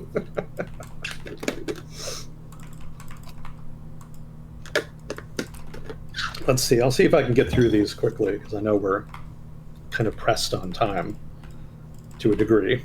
There are various theories regarding the interaction between states, like offensive, defensive realism, democratic realism, etc. Do any of these theories closely match the existing state of affairs, or do we need a redesign of the theories surrounding states and their interactions? I've been ranting about this to myself recently, because I've been trying to dig into the background of the whole Ukraine crisis as part of this email response I'm writing up for King Riku. It's so long, he's never going to read all of it. But yeah, like realism as a school of thought, as an academic field, is very interesting. But my respect for it over time has kind of declined. When I first got into international relations, and certainly when I was studying it in grad school, I had high expectations. Like I thought I was going to learn all of the things about international relations and the history thereof and how countries interact with each other. And the reality of international relations, again, as a field of study, is that a lot of it is just theory for very niche circumstances. And some of it holds up, some of it doesn't. But it's all just very dependent on such thinly, finely defined circumstances that I think it's kind of hard to extrapolate a lot of it to current events, just in general, regardless of era. Democratic peace theory is still my go-to example for like bad IR theory. Nuclear strategy is not much better in the field. Like a lot of it is fine, it's well reasoned. Like they're smart people, right? They know what they're doing, and they would be the first to admit the flaws of the field, as far as criticism goes. But as far as like what this person is asking here, like how well do these theories match like real circumstances right now in terms of international relations? It's kind of limited, right? Because the problem is that IR is inherently reactive as a field. Like they're always looking at the past and trying to find patterns, but then that inherently leaves them vulnerable to new patterns that emerge, which don't have any precedent. And if ever there's been an era that didn't have any precedent, like it's the one we're in now. Like there's never been an era with this much technological innovation, like either in terms of the degree of technological innovation we've reached or in terms of the pace of technological innovation. Like both of those things are at unprecedented levels right now. And you've also got this huge-ass country with more than 1 billion people, right? I'm talking about China here, that has a huge economy that's rapidly growing. It's not growing as rapidly as it used to, but it's still like growing at a pretty decent clip. And just by its sheer scale, it's inherently tipping the balance in global affairs in ways that we're only really just starting to comprehend, and probably in a lot of ways that we're not going to comprehend until much later. Like China's entry into the modern world fully is going to create such massive waves that we're not going to be able to adapt to it like in the short term. Like we're just going to be affected by it in ways that we can't predict for like a couple decades. And then eventually we'll reach something resembling a new equilibrium. So there's nothing in the history of international relations that can prepare us for that. Like the best IR can do in that regard is the Thucydides trap, right? Which everybody likes to kind of trot out. What is that? But the Thucydides trap is a reference to the theory that rising powers inevitably clash with status quo powers, right? So when Athens was ascending, they invariably clashed with Sparta, the status quo power. The only example of like a peaceful transition was the UK. Well, okay, there's other examples too. I should have read the damn book.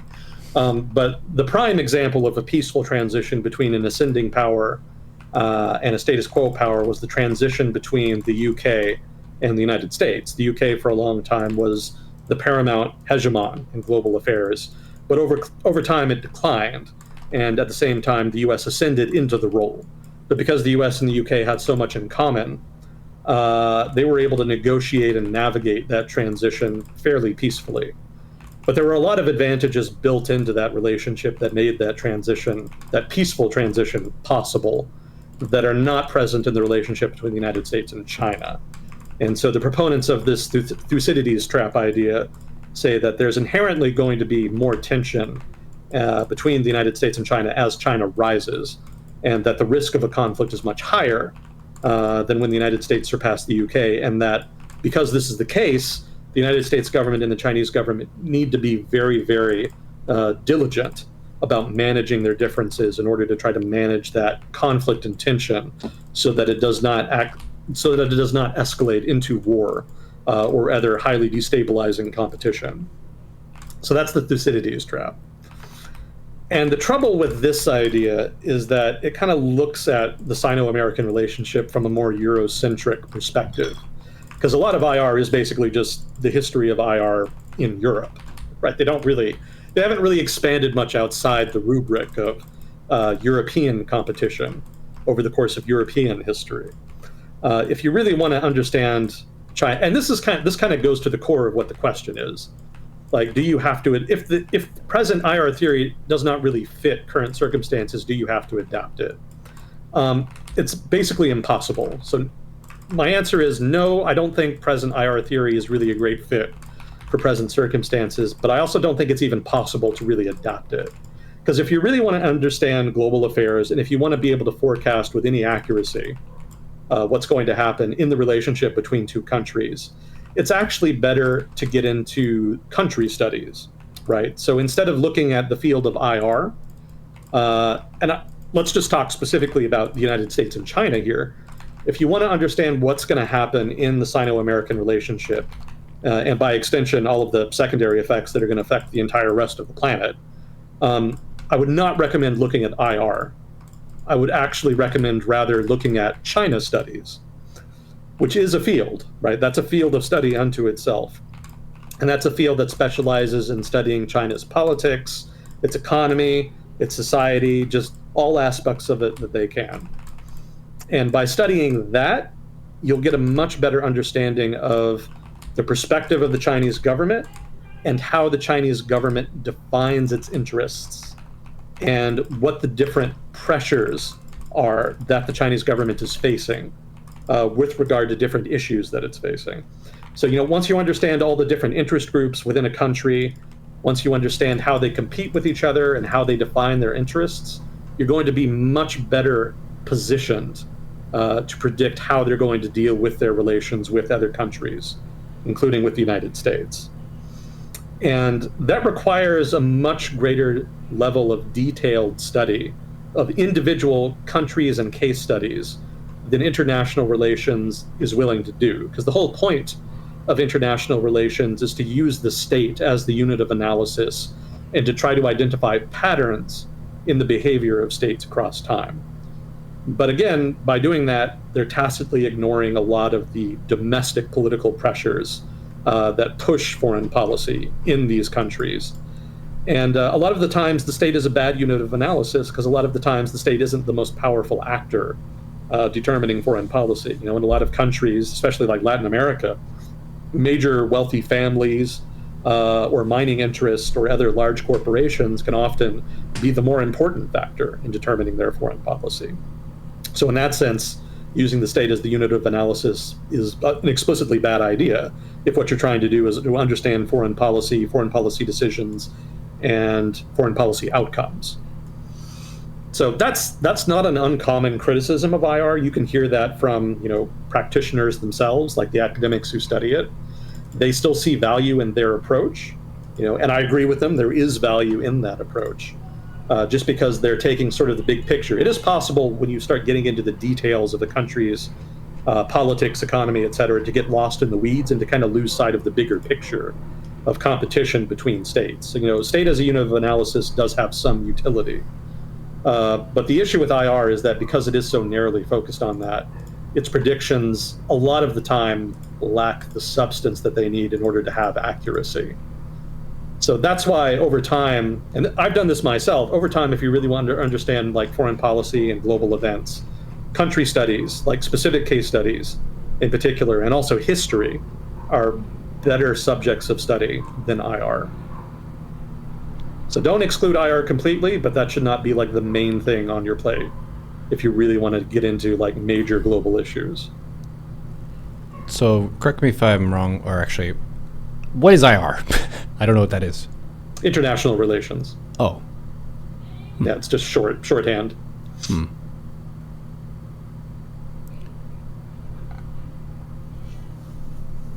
So let's see. I guess I'll kick off this last one, and then maybe we can make our transition here. Yeah, it works for me. That works for you. There's been an upheaval in French politics from the vote that swayed right. Macron froze the parties, ? Can you elaborate? I don't think he froze any parties.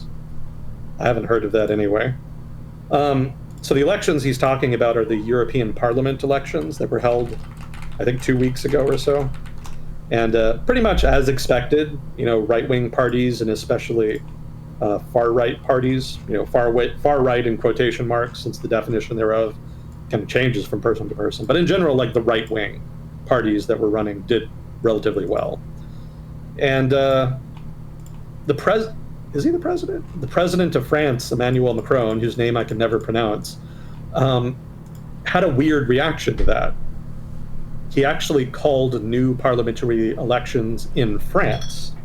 Ooh. Now, keep in mind, the EU Parliament doesn't have very much power within the European Union. Voter turnout is generally really low. Mostly it's cranks who vote in the European Parliament elections.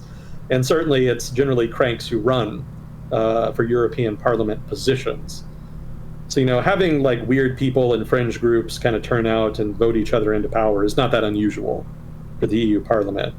The fact that the right-wing parties did better in these elections is a signal that right-wing political forces in Europe are ascendant, but you didn't need the European Parliament elections to know that. That's just kind of common knowledge at this point. But certainly the elections drove that home. And Macron, for some reason, has decided to exploit that result to try to hold a new election. It's not going to be a presidential election, so it's not his office that's at stake, but France's legislature is going to be affected. Like, that's what the elections are going to be for. And nobody was expecting that. That came like way out of left field. He very easily could have ignored the European Union elections almost entirely. Like, sure, the far right would have said, hey, this is a win for us. You need to shift your politics to reflect public opinion. But he could have just shrugged it off, because he could have just said, well, it's just the EU Parliament. Who gives a shit? But instead, he just came out and called new elections. That's a bold move, especially given that the far right, maybe I shouldn't say far right here, but certainly right-wing political forces in France are going to have momentum going into those elections, given how well they did in the EU Parliament elections. Even if they're not that important, they do give momentum, right? They do suggest that those parties are doing well. So, after a show of strength like that, you would think that Macron would be averse to new elections, not calling new ones, but that's what he did. I haven't really heard a lot of good theories as to what his logic is, but best guess, I would say, is that he's basically daring the French public to vote for the right. I think the one thing everybody agrees on is that it's a gamble. It's what kind of gamble or what the impetus was. That's more the subject of debate. But he's definitely gambling here. Big time. Rings a little bit of a bell of Brexit, where let's just do a referendum just to let the people have a voice. And then we got the worst outcome of a very close to 50-50 split vote, which pretty much pissed everybody off. Yeah. It would have been better if it was a more unanimous thing, but I think that when the referendum was brought on, that you expect a certain outcome and you feel confident giving them a vote like you're giving them a treat, but you might not actually be ready to know what they want and have them vote the opposite way. And turns out you're wrong about that, so we'll see. Yeah, so Macron, I think, is kind of aware that the right does have momentum here. I'm sure he knows there's a chance that they could win, clearly. But I think that, because there's going to be a runoff, right? So what I think he thinks is going to happen is that the right will do well in the first round, and then in the second round, people will rally to him. And I think he's kind of assuming that his party or parties aligned with him will kind of come out on top in the first round, such that they'll be in the running in the second round. That may not necessarily be the case. So that's another gamble that he's making. But I think he's just kind of trying to scare people with the possibility of a right-wing government, so that they'll rally around the center of French politics. Whether or not that works out, anybody's guess. But it's definitely a bold move. You can say a lot about Macron. There's certainly a lot to criticize, but you can't say the guy's not bold. He's definitely been very forward with his policies. So this is another example. Interesting. Well, welcome, chat. You're catching us in a world discussion segment as we're just about to shift gears into some honor mode Baldur's Gate 3. We put a couple hours in a session a week ago and had a lot of fun. So normally we talk about foreign policy, economics, world history, things of this nature, and we hadn't really gamed together since maybe 12 years ago, playing Endless Space or something, which is a while back. Yeah. And it ended up being a really good choice of game, I feel like, because it's got a good tempo, but it's not super fast.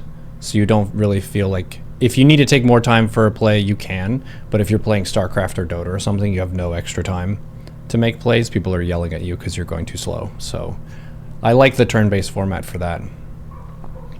Who here in the chat has played this video game before? Press 1 if you've played Baldur's Gate 3. Now press 2 if you've played the game with multiplayer, as in a campaign with friends. Or at least one other friend. I've got someone who's actually killing goblins right now. Nice. Quite a few people have played in multiplayer. That kind of surprised me, but not really. Kiss attack. Mwah. I got a kiss attack. Love you, bye. Love you, bye. As far as attacks go, you could do a lot worse. Well played. That's funny. Well, awesome. I'm glad that lots of people have multiplayer runs going. I'm going to dip into Baldur's Gate with Trisha at some point. We had that as one of the other goals, to just see how different people play. That's always an interesting factor. My brother plays in a very interesting way because he preps for our sessions. He's like a forward scout. He has a tactician run that he's doing with one of his other friends, and they're basically running ahead of our hardcore campaign, and looking at the boss fights and figuring out which are the tough ones, which are the easy ones, which are the conversation options that will kill you. So that's a really cool format. It actually, in a sense, caused me to not pay attention in some ways, because he just runs to the next area because he already checked it ahead of time. So when I did my solo run, it still feels fresh because he was leading and I wasn't paying attention to how you open the puzzle to get through that door. So I still have to do it myself. Okay, I'm in. Okay, I will fire it up.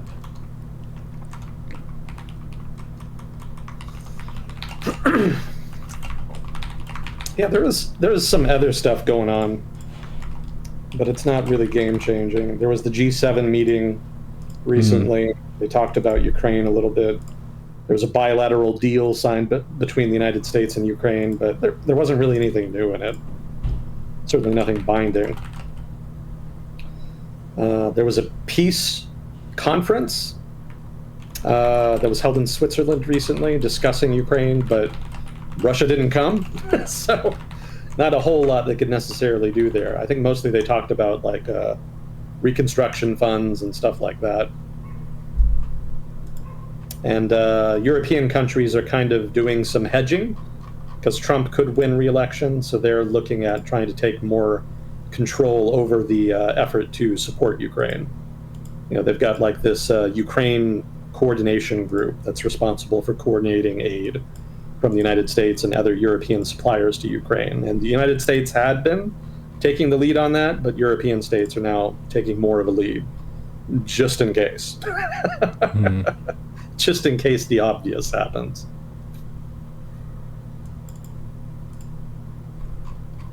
I'm firing up the game, and I will invite you once I'm in. Do I need to have Steam open to get an invite? Yes, probably. Okay, I got it open. There we go. Yeah, because we're Steam friends.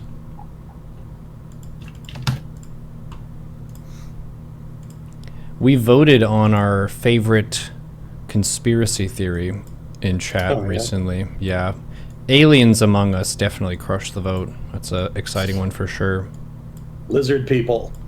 You think lizard people? Hollow Earth was on there. That was one of them. Well, the lizard people are the aliens, you know. Oh. Haven't you ever seen V? V? No. V. It was an 80s TV show about lizard aliens that could look human who came to the Earth. And the show was actually about the resistance group that formed to fight them. It's actually pretty cool. Huh. 80s TV show. What's your favorite conspiracy theory? You asking me or chat? You.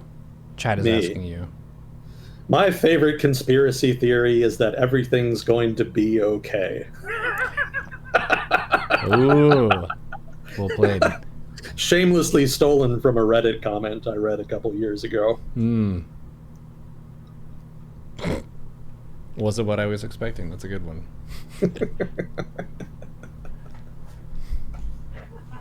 Keep going about your business. There's nothing fishy going on. Just look right ahead and go to work. Okay, my game is loading. Chat, thanks for being here. We're going to jump into some Baldur's Gate. We'll probably go for hour and a half, depending on fun level and the subathon timer stuff. Thanks all for supporting that. This is Baldur's Gate with Agent Smith. Now, there was a question, people actually had a world discussion question for this game, which is, how does the smuggling of potions affect the economy of the city, Baldur's Gate? I don't know. Who uses potion in Faerun? Like, what is the market for that? Well, yeah, adventurers. It's like medicine, also enhancement of stuff. Are you appear offline? Oh, hang on. Did I? I'm always hiding. He's hiding, bro. I'm trying to invite you. All right, hang on. Friends online. Here we go. Thank you, Sea of Whiskey, for handling questions today. Appreciate you. All right, it should be visible now. Okay. Yeah, I mean, if there's a large market for potions, like in the pharmaceutical sector of Faerun, Certainly in the medical sphere, although I don't know how much medical infrastructure there is, given that it's like an early modern setting. But if that is a principal source of demand for potions, then certainly I would expect that disruption of that supply would have knock-on effects. Although keep in mind, part of that depends on just how difficult it is to produce potions. Because I'm assuming here that there is like an industry that focuses on producing it. But it could be that it's actually relatively easy and that it's more of a craft type industry. And given that it's an early modern setting, that would actually make more sense. So I'm sure that there's probably like a guy in every town or village who knows how to make basic potions. And then maybe in the urban areas, you see more specialized, skilled labor that can produce more sophisticated potions. Yeah, not just crappy potions of healing, but potions of supreme healing. Yeah. He actually gets into it, love it. Yeah, Burns, you think he's going to half-ass a serious question like that? It's a serious question. You have no idea how many years I spent studying economics. You better fucking believe I'm going to use it. I spent way too much money on college to not answer this question fully. I would be doing myself a disservice. So, ladies and gentlemen, just to introduce our characters real quick, are you actually in and able to play? I just hit 100%. It's loading.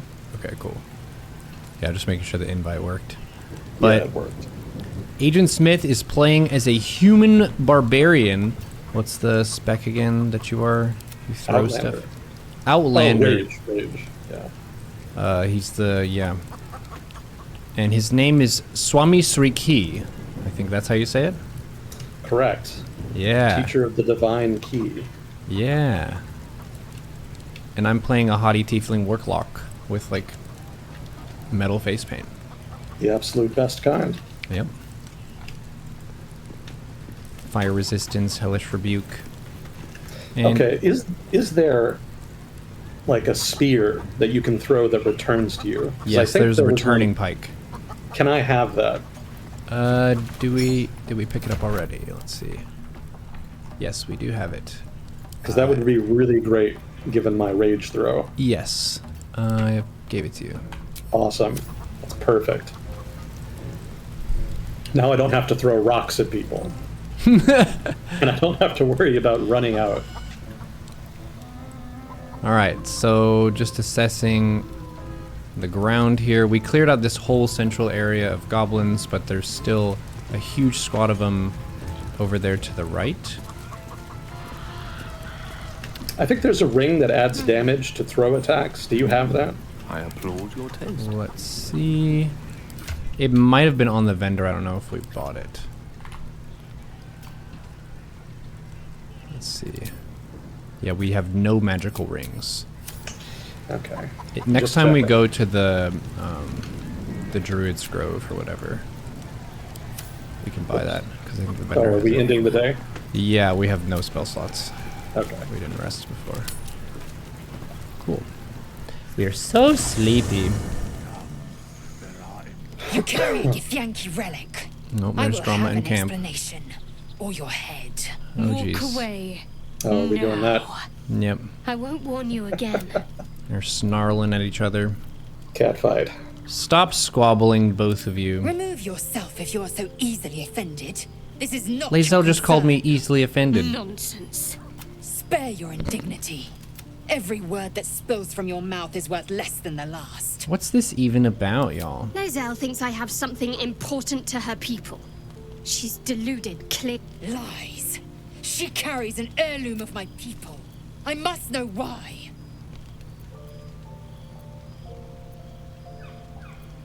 You I hear side that, with Shadowheart. Lae'zel?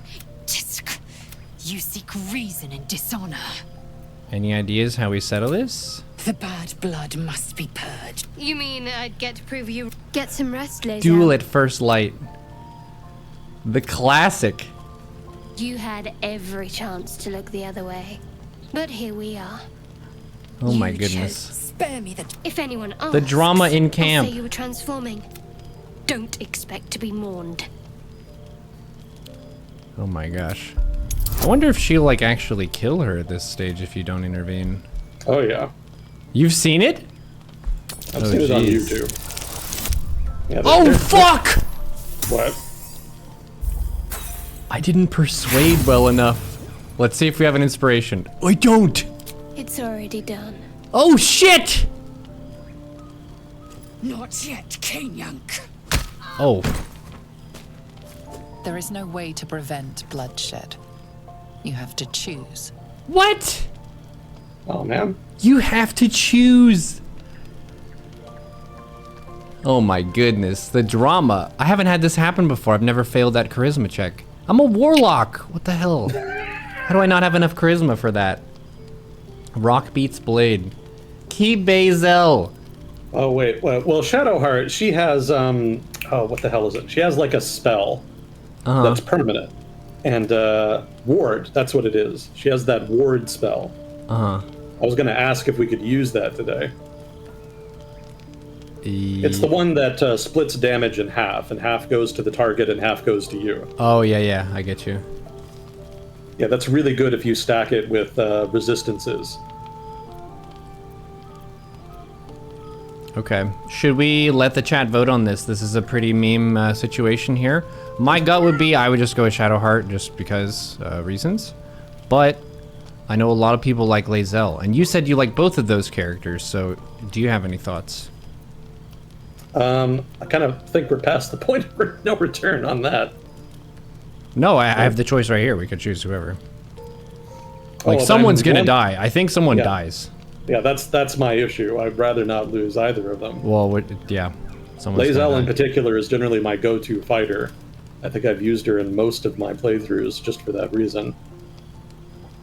But then I like Shadowheart just because Shadowheart, and also because she has Warding Bond. Okay. Yeah, whatever you want to do. You're in charge. I didn't expect any to make this decision. Can we kill both of them? Both of y'all violent as hell. You're out of the tribe. Flip a coin. Oh, that's an interesting and exciting idea. I could roll a d20. Chad wants Bazel. Where are the Shadowheart fans? Wake up. We could roll a d20. Okay. Reload and roll again. You can't. Yeah, it's honor mode. Honor mode. Heads Yeah, you stuck win, with it. tails you lose. Okay, so just to set this out, if it's odds, then we side with Shadowheart. And if it's even, Lae'zel dies.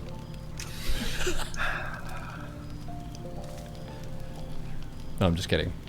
We'll do 10 Shadowheart lives, or sorry, odds Shadowheart lives, evens Bazel lives. We roll it. All right. Shadowheart or Lae'zel? Oh man, What's the outcome? damn it. Who are we losing? Shadowheart's toast. Tough break. Camera on die, you know I'm not lying. I would never pick this myself. In my own run, 0 shot. Oh my gosh, Sure, I can't take you look. both then. Wait. Wait. Are we actually gonna... Oh man. Oh man. Oh, and of course I have to do the dirty work. Chat, you did this. All right, Actually- what about- Actually, I could rage here since we're about to go to sleep. And, Try something else. let's see, what could be good here? 50%. I'd like... Wait, can I do... yeah, reckless attack. Can you non-lethal her? We could try that. It's not gonna matter. You can't? It's not that you can't, it's just that I think it's basically the same as killing her. Yeah, I mean, I could try it. I can activate it here if I can find it. Passive knockout. There we go. But yeah, the knockout functionality in the game is a little wonky. Yeah. I've had to learn that the hard way several times. So I don't have control over Lae'zel, it's just myself right now. Oh, I might be able to one shot. Oh, right, I don't have the second attack yet. No, don't. Oh, that's dumb. It's okay. She doesn't do terrible melee damage to you. Ooh, she's resisting something. Yeah, that's like wisdom checks, I think. Bonus to saving throws. Oh, that's what it is. Okay. So we have non-lethal targeted on. You have to hit them with a weapon or a melee attack for the non-lethal stuff to work. Sounds right. Knocked out! Yeah, I'm pretty sure she's still gonna leave, though. Well. You're gonna want to loot all that stuff off of her. Oh, God! There's a nude woman in the base. Okay. Rip.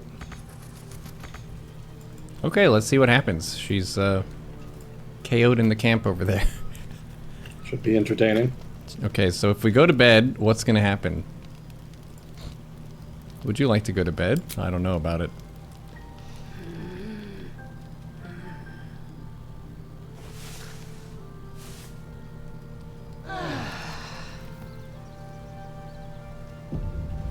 I bet she'll be gone.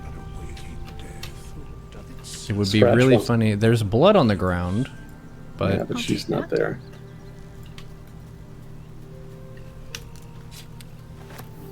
I don't know if this is a spoiler, but does anyone know if she would reappear later on for some reason?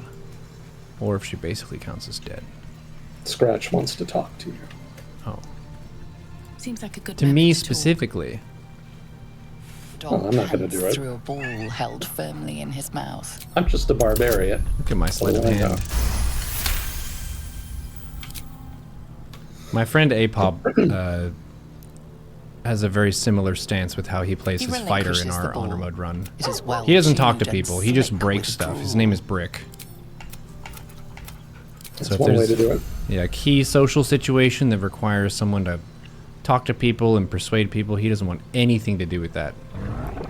Okay, we need to add someone to our party because we just lost one of our party members. Josepro, thank you for the Prime Gaming. Do we want... I mean, Liz- Lazelle has proven she's pretty good.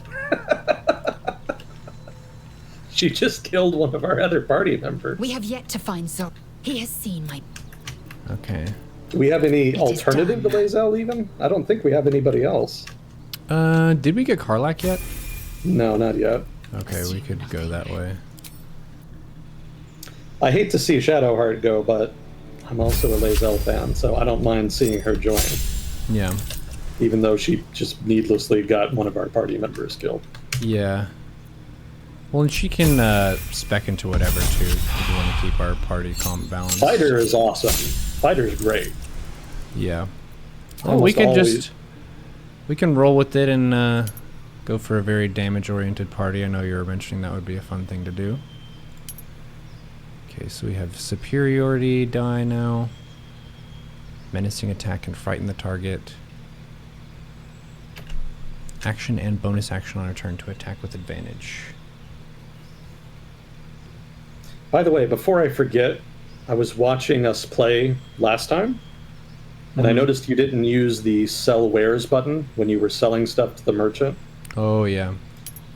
Yeah, that'll automatically sell everything designated as a ware, so you don't have to do each individual item. Mm-hmm.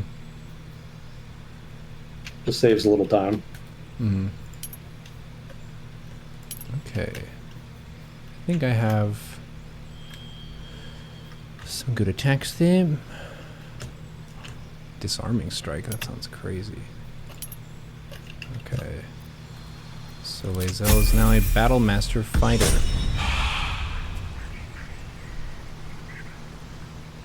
Sweet. So we have a full party once again. Let's turn Let's off get the going. non-lethal. We are Alright. now lethal once again. Okay. Light on my feet. You ever been up on this rock? Where? That's where I am.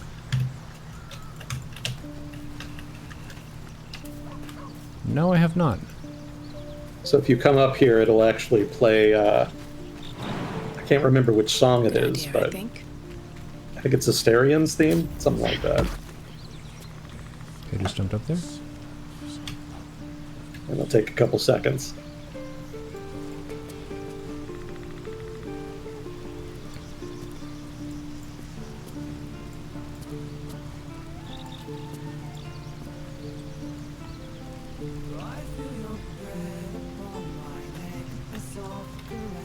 There are vocals in it that aren't normally there.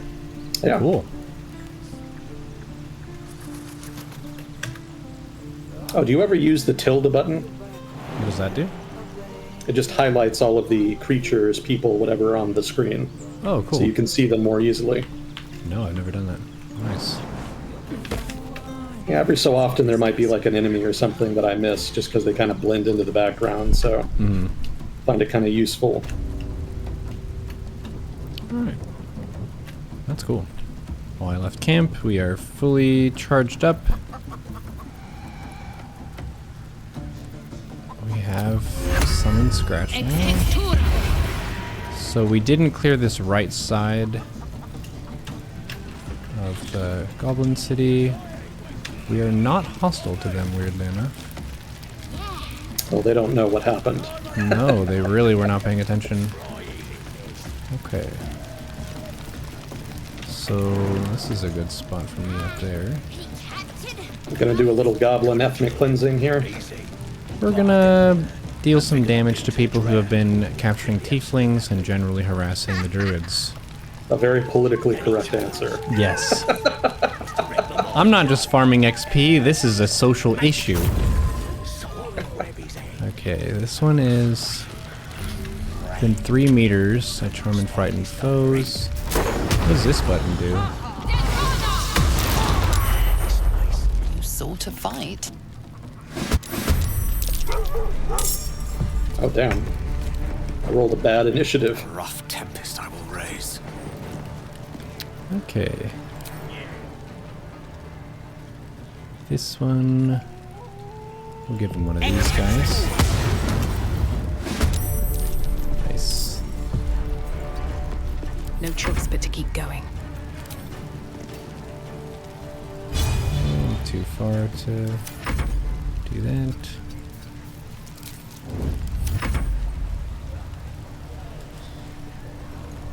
Wait, where's Asterion?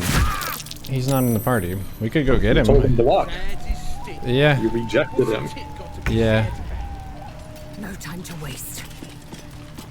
Disarming attack ranged. Or she could rush attack.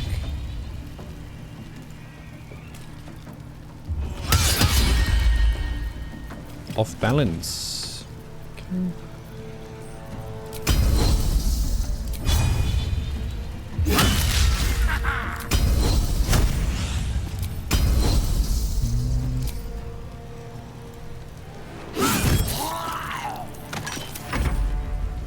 One of them down.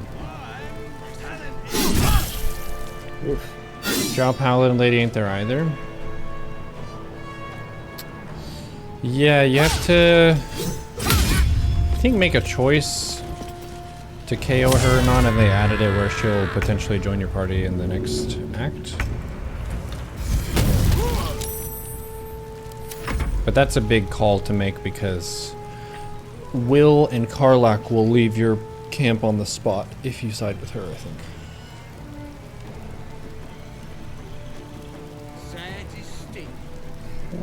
Can I not? Oh, I have to enrage first. Hang on, I have to get really mad before I can throw things, apparently. Wow, he's so mad. Watch him throw things. Hang on. There we go. Nice cleave. Kills one, heavy damage on the other.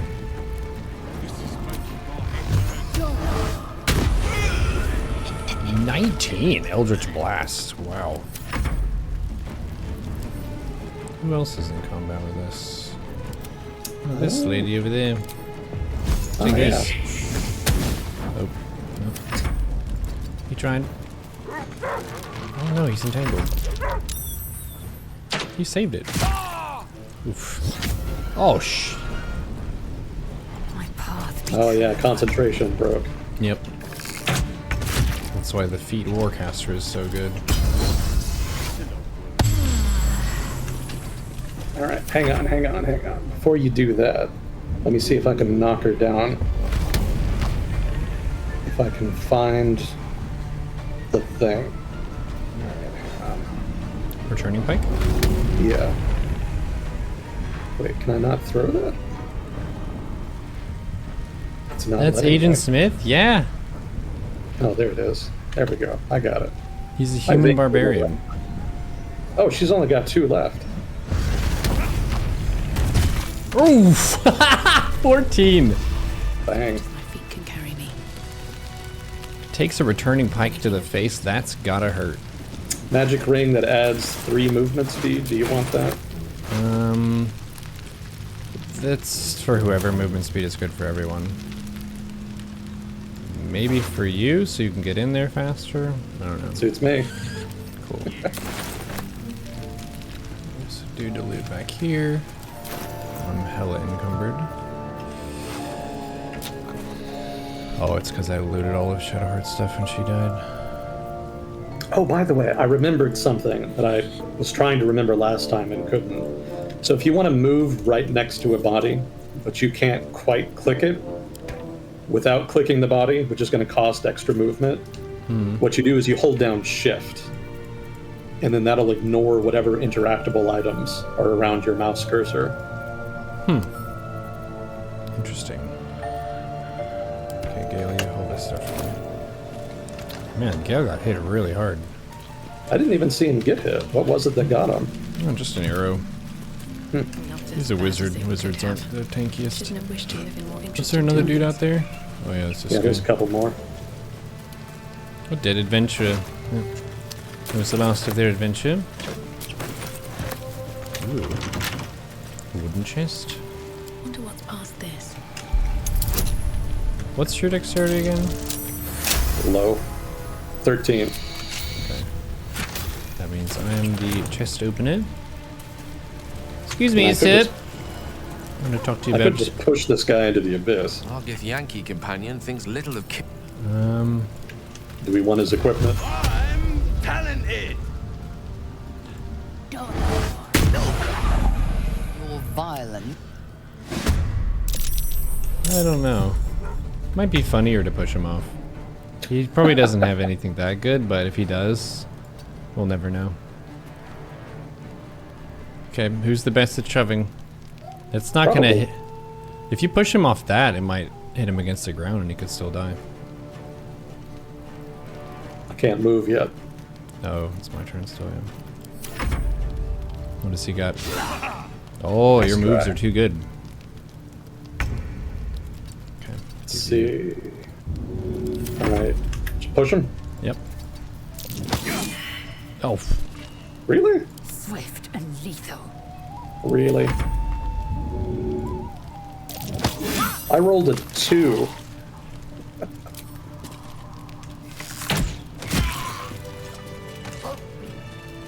Moving Ooh, in. Scratch found something.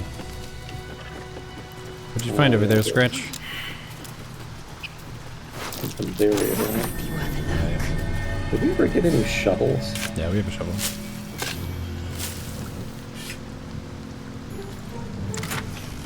Alright. Nice, 2 thieves' tools. Okay, we can go into the city, I think. Or we can go up and fight outside. Oh, Ah. that's trippy. Huh. So that thing I threw, Uh-huh. that magical whatever it's Returning called. pike? Yeah. So when I threw that, it returned to me, but then it equipped itself. Yes, I It noticed that replaced when my I used sword. it. Yeah. I didn't know it did that. That's Yeah. very inconvenient. Yeah, I don't like that, because usually your main sword is stronger than that. But it's good that you don't have to go pick it up, so it saves you some trouble. Augusto will affix So I the guess it's Zetas, back to rocks we the go. purifier, Yep. to our heads. Its magic will quell the parasite in an instant. Oh, are we not going to go up top? Oh, we can. Are you over there? Yeah, there's just a couple items that we can get. What's on your mind? Okay.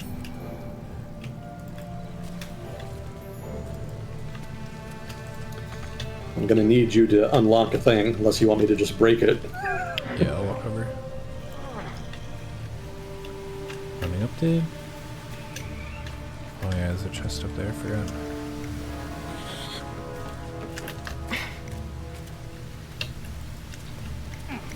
In Act 3, you can get a throwable legendary trident called Nyrulna. That is a lot of fun. Oh, cool. What's in here? There's a skeleton I'm looting down here. Oh, scroll of grease and a grease bottle. Stay vigilant. Oh, there are traps over there. Oh, that's the chest. Okay, look at the chest. I'm going to hit G so I don't pull people through the trap. Excuse me. I love that G key. Yep. Oops. Oops. A couple turns should do it. Oh yeah, you have to. It doesn't work on your summons. Oh, yeah. You gotta click like the little button next to the summon instead.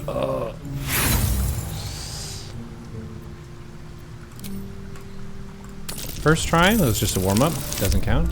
Oh, and then at 22. The chest just flew open. 106 gold and a glowing shield. Oh, cool. Shield might be good for Lazelle. Can Does she it do anything? And her sword? She has a long sword. Yeah, it Uh, gives you temp HP whenever you drop below half HP. Okay, we have no magical thing for her. At least things have stayed interesting. At the ready. Because I got a bit of injuries from the thing, we could probably short rest it. They're practically unconscious.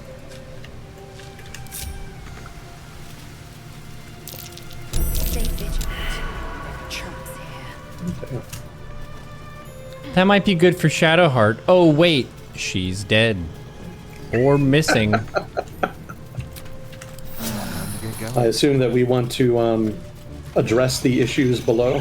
Yeah, look at these issues down here. I have to lose.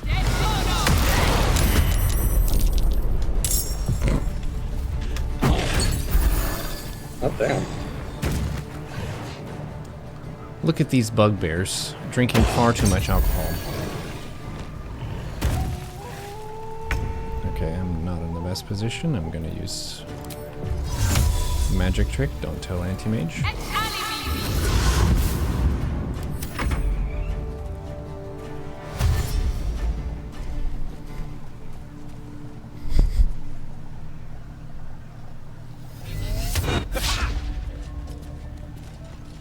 Can you say what, Electrojack? Does she have a cleave? A lacerate?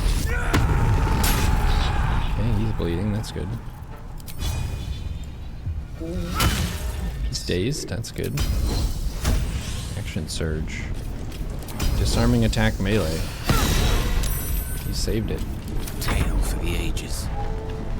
And then there are a couple enemies further back over there. Yeah.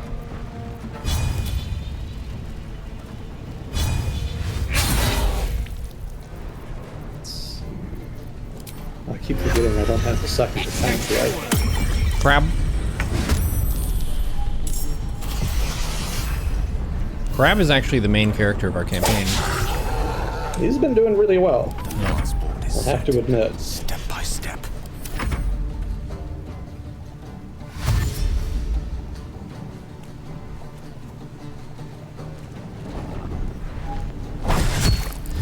Oh no, Crab! He did his job. Oh! Wow, she attacked with the bonus action. Got him. Lazelle doing work, as always. Okay. Propelling blast. If you're gonna attack that guy, I'll let you do it first. Are you going? I can't do okay. anything yet. Okay, well, goodbye. Oh, I missed. Oh, missile snaring. Can you snare it? Oh, Yeah. 0 damage. Did you play any Apex today? I did not play any Apex yet. How are you doing, Haley? Welcome. God, what the hell is that? We're doing some Baldur's Gate with Agent Smith. It's a war companion. I think if we get rid of that individual, then the war companion despawns. Gotcha. It will attack me if I jump off with Lazelle, though.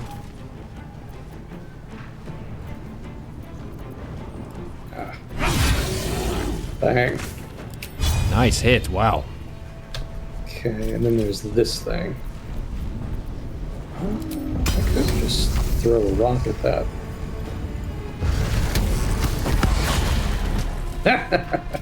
Nice. What fools these mortals be. What have you done to Crab?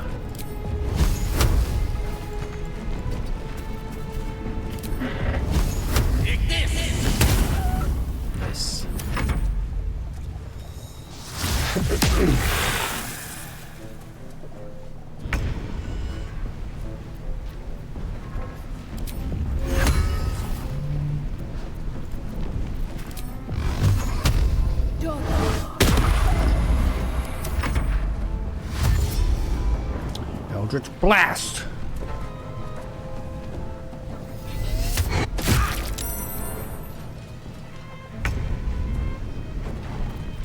Let's see.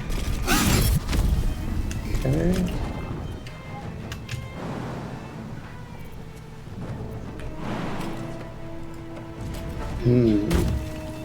Victory is assured. Down there. He's dead. Let's see. Oh, I can't. Okay. Can I not throw him? I'm trying to throw him. Oh, shove or throw? Throw. Let me see how far I can get. Oh, I can't throw him down to the... There we go.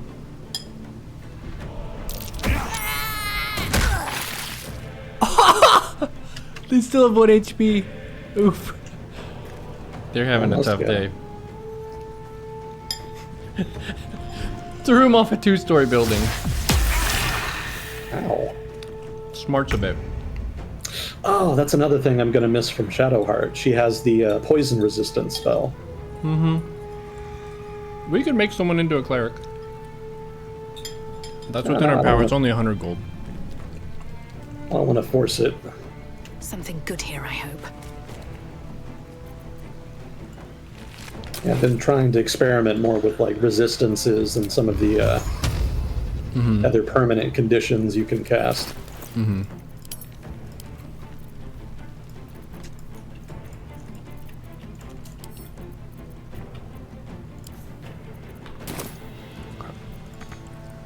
What?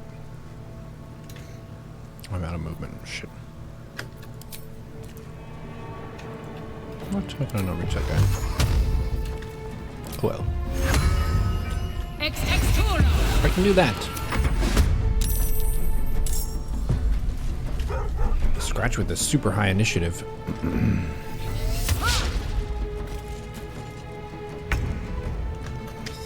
Okay. You bow, or you break. There you go. Poison. Don't fancy their chances. Oh no. Poison arrow, probably.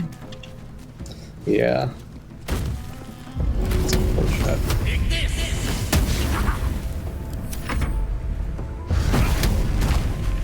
Bro! Bonk. Were you on the Nickelodeon slime show?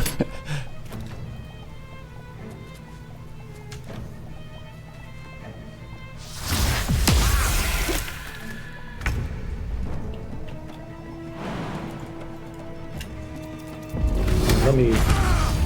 Oh. That works Give too. in. Just gonna throw a rock at him again. Or a shield, or whatever is available. Oh, I have to move a little bit.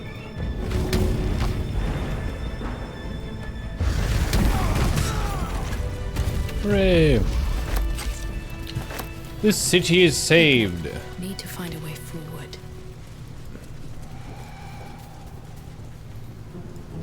Maybe I need more pockets. Some trunks and Alright. chests over here. I have to go and get my rocks. Go collect your rocks. He needs ammo to throw at people. Some people use a bow and arrow. He uses rock. My energy wanes. Does Scratch pick up items? Randomly, it's kind of like he generates an item, and he'll try to get your attention at camp. He can give you like a healing potion or shoes. So it's kind of like a random small item. That wall's barely holding together. Nice. Eldritch Blast. Not gonna take the fire wine barrel? I'm gonna take the fire wine barrel. Sure. Have you ever been up this way before? Spare me a moment. We've been. I think so. You see, I have this What it comes down to is this. By that I mean, there'll be danger involved. Or great cost. As luck would have it, you're already primed to give me exactly what I need.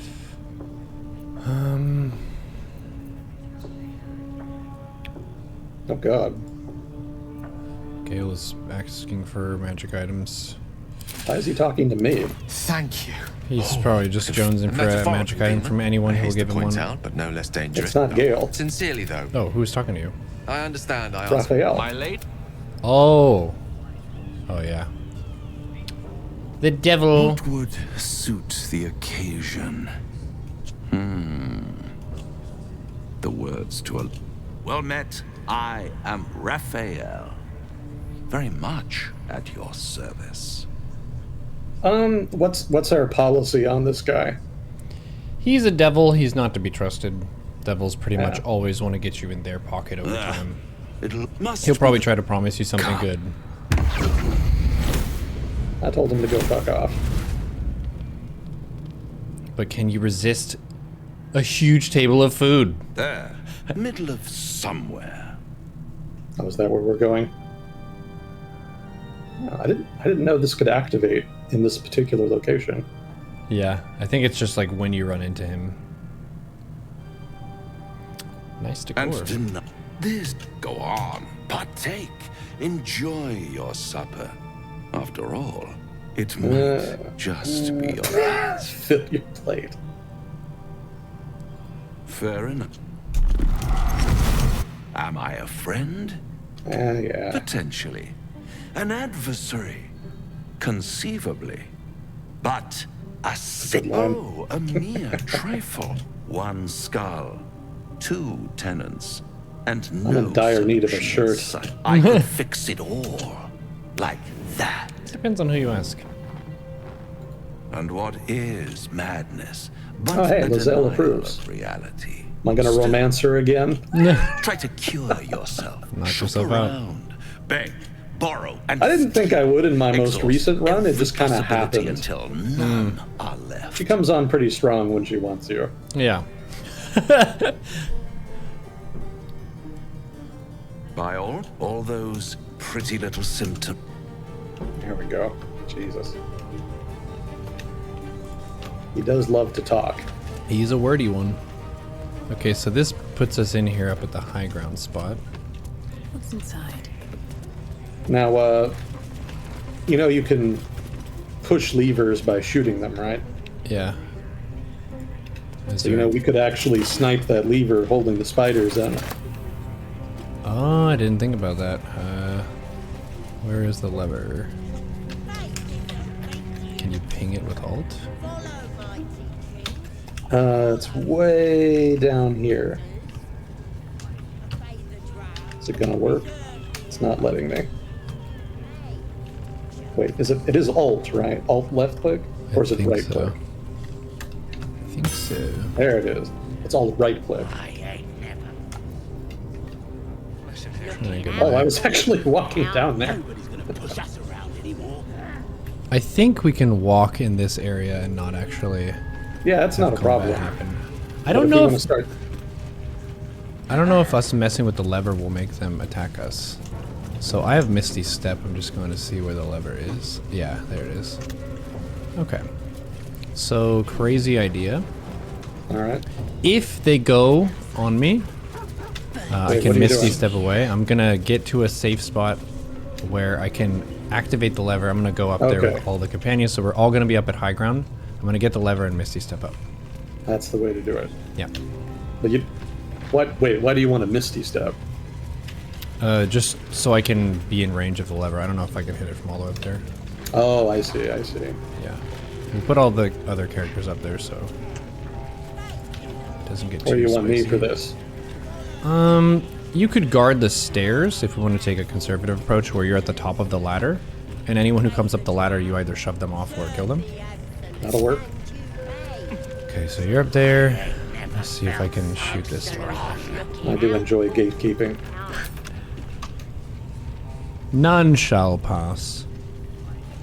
Okay, now to try to get the camera angle to such a spot. I don't know. I think it's too far. It's okay. I'll go down, activate it, and then Misty Step up.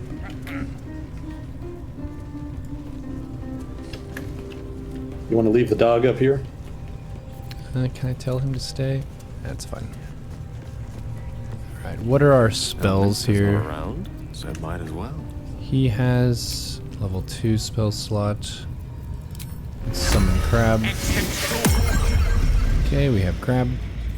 Crab will help you manage the top of the stairs. Action, not reaction. Lae'zel has full stuff. You're a barbarian, you have how many rages? Have a lot on my mind. I've got one left. Cool. Alright. Should mind my step.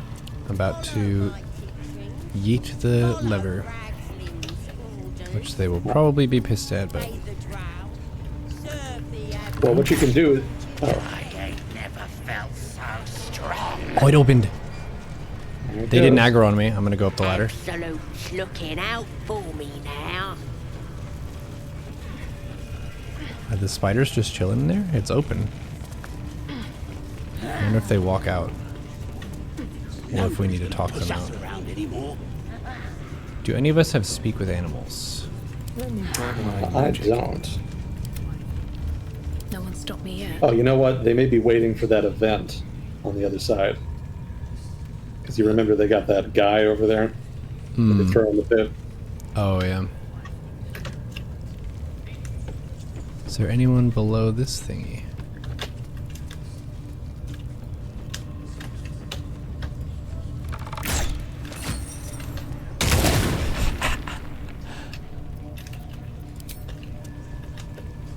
Bring the ruckus.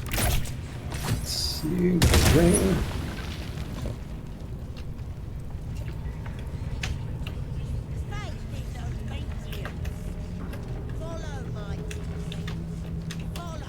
Oh, they really don't care. Well, so much for plan A. Oh, chat's saying that you do have to talk with them. But we don't does have that a speak with animals person. Do we have these? Do we have an item that can do that? Let's see. Speak. Scroll of speak with dead is the closest we have. So if the spiders die, we can talk to them. All right. Okay, well, let's just go at them then. This is a really good position. Oh, we're just gonna go like full kill all of the goblins. No, Never why a not? dull moment. Fair enough. Oh wait, I didn't want to go down. Yep. You stay at the top of the stairs. Anyone who goes up the stairs, you chop them. Understood. Okay. Ready to go. I'm going to initiate with an amazing spell called Shatter. How many people can I hit with this? I can hit 4 at least. That's pretty good. Nice. Let the games begin. Oh hey, I actually rolled well for once. Okay. Grease bottle. Let's see. Who should I snipe? I'm gonna throw grease on the path up to those stairs. As you like.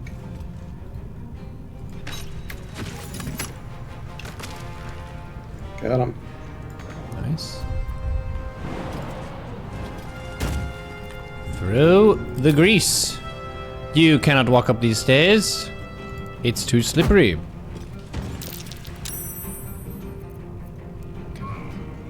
She can back up. Scratch will just keep in reserve to help people if they fall down. Crab will help you guard the stairs. Nothing will stand in my way. And that was Swift as my my action, feet so I'll can back carry up. me. Allow me to demonstrate. And Gale can do cool stuff. Like even more grease. This is gonna be like I can... Oh, what do these statues do? Unstable statue. What happens if you shoot those? Can you knock them over? think you can, but I don't remember how it works or what it does exactly. Alright. We have a complete obstacle course style TV show here for all the goblins to go up this very slippery ramp.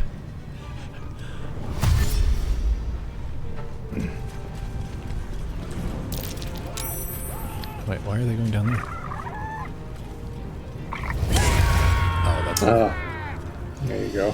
Yeah! Oh. Did they throw a sleeping potion at him? What happened? Oh, did they pull you down? They did. Oh shit. Sneaky bastards. Well, that's not going to stop me. Actually, the grease might.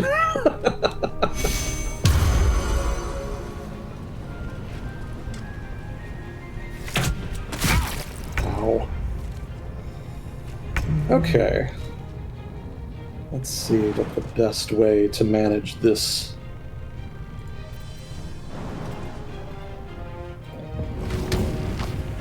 Only take 2 HP jumping this far down?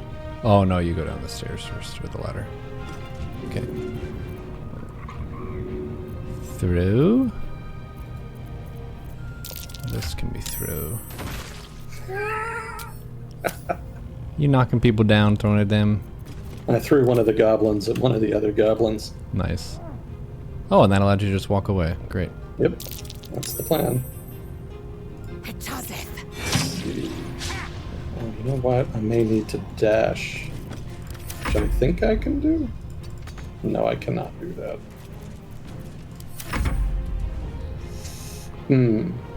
I guess I could just hang out on the top of the stairs here. Yeah, that's fine.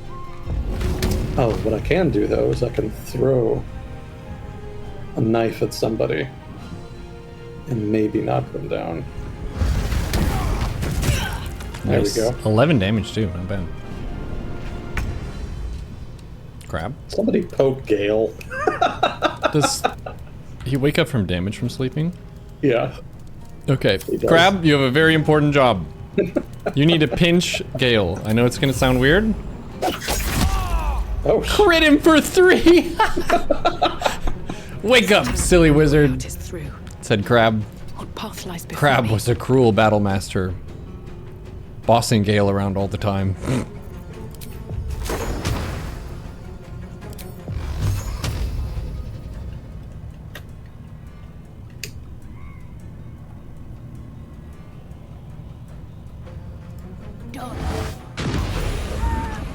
Another one.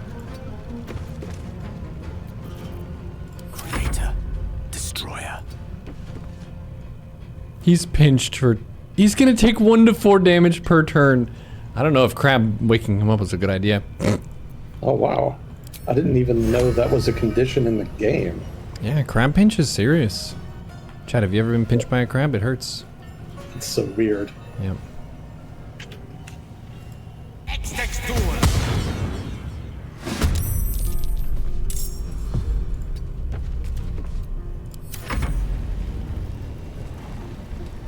You were stung by a jellyfish once. Did you get bitten? It's just going right past you. Oh. What? Oh, ow! Ow! Wow. Damn. This is a no bueno for me. Too much to bear. Uh-oh. Okay. We're gonna have to launch a rescue mission down there? Yeah, I don't really know the best way to get down there. Gonna Mogadishu mile your way out of the goblin camp.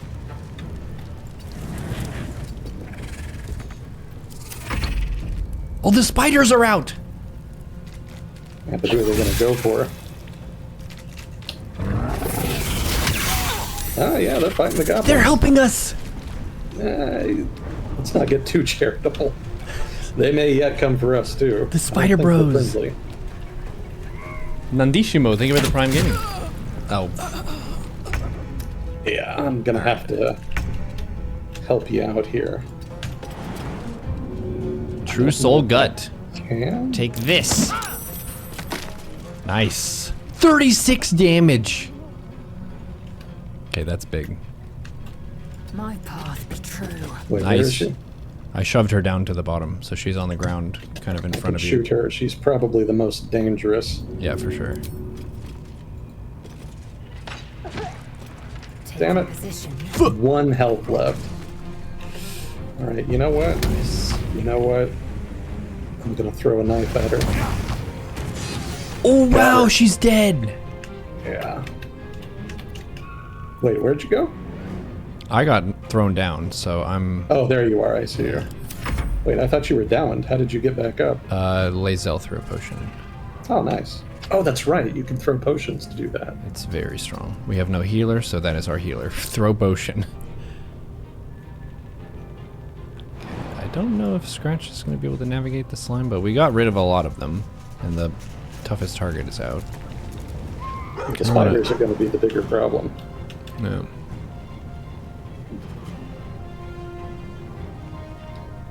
Yeah, if you can, like, teleport out of there, that would be ideal. Because Yeah. that spider is going to come for you first, I bet. Yeah. Scratch slipped. Who can throw the fastest potion? You could throw a potion of speed. That would be pretty fast. Oh, man. Broke Gale's concentration. Uh-oh. Oh, shit. They dashed on me. Some healing for a wizard in need. Okay. Gale is where? One He's can't up always here. be a gentleman. He's up in the sniper's nest. Let's go. Yeah. I want a Mystic Step up there. It's not letting me put my camera.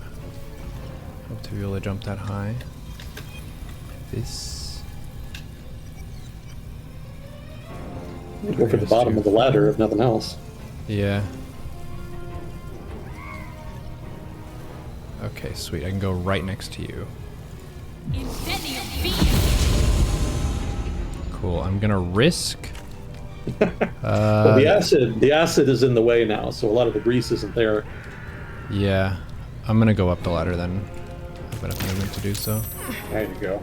We saved on the grease. I'm gonna try to back up. You don't want to get dipped down like I did. Okay. Swords meet sorcery. So his concentration was broken. Spider is gonna fight them now, which is good. He's super hurt. We need to go to the store after this because we have no hacking potions.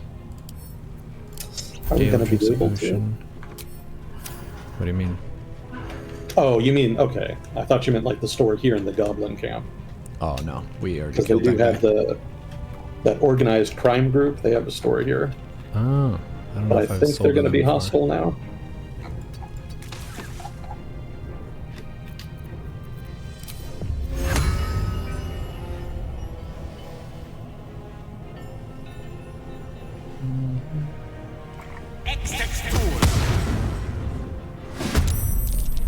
Flaming Sphere. And then run away. Oh, nice. They missed it. Press O. Oh, thank you. Whoa. What does O do? It gives you a complete vertical camera. Interesting. Oh, that's right. Forgot all about that.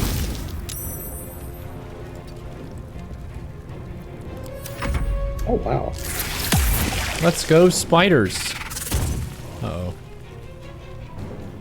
Smaller giant spider. Larger giant spider. Yeah, the big one is going to be a problem. 41 HP.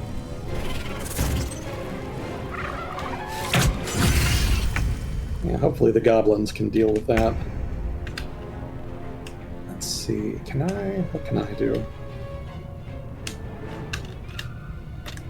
Guess I can snipe some of these guys. Let my name be known. Try to See if I shoot can that knock him warlock. down for you.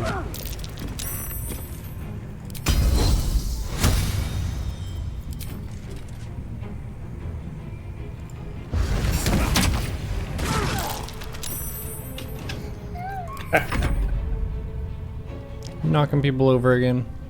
Oh, hell yeah. Surprised by how often it's working for us. It's a good move.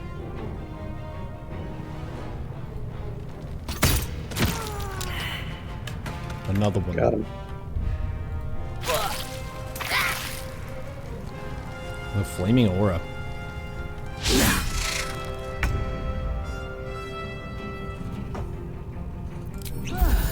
Healing potion. Best be on my way. Fall by my hand.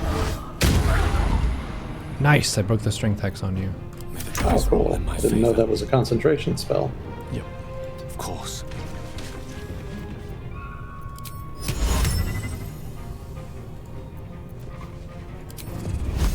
Ooh, this will be fun. Oh, pfft, never mind.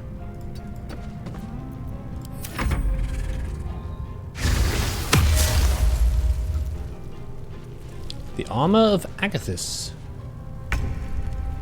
Yeah, that's not bad. The only problem with this is you can only cast it on yourself. Oh god. This isn't what I wanted.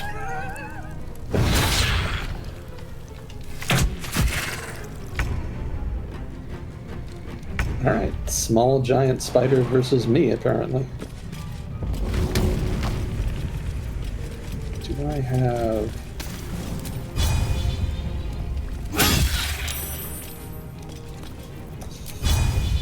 Oh, that's really good. Frenzied strikes.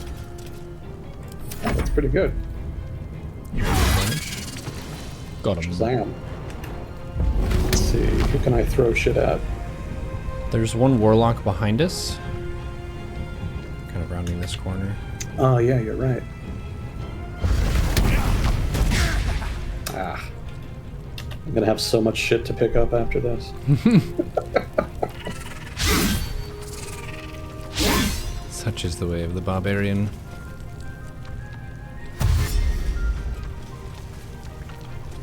Larger giant spiders still fighting two of them. You can kind of just let that fight resolve itself for the most part.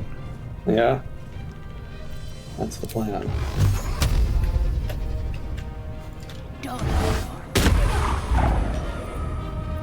The witching hour. Did you kill him? Oh, no. No, he's 4 Okay. HP. Just knocked him back.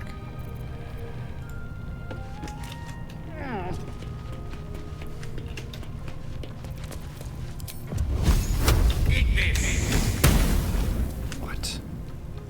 You had so many advantages. How did you miss that?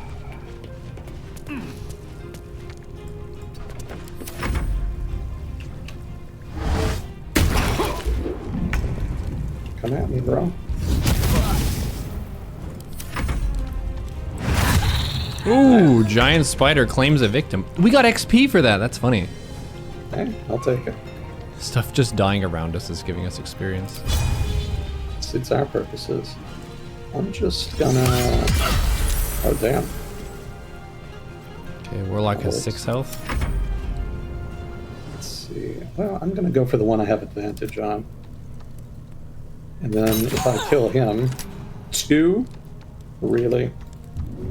Alright. Archery wasn't his best subject in class. Guess not. You hit your target at least. Whoa, what's going on? Alright, I'll throw this. And... Do you want me to kill the one next to you, or do you want me to try again for the one on the ground? The warlock is the target's that's going to damage us more. The other guy has blindness on him, so he's not going to do much. Alright. So much for that.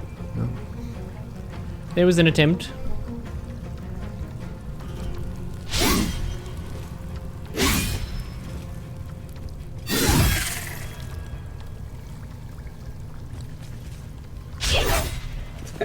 Got moves.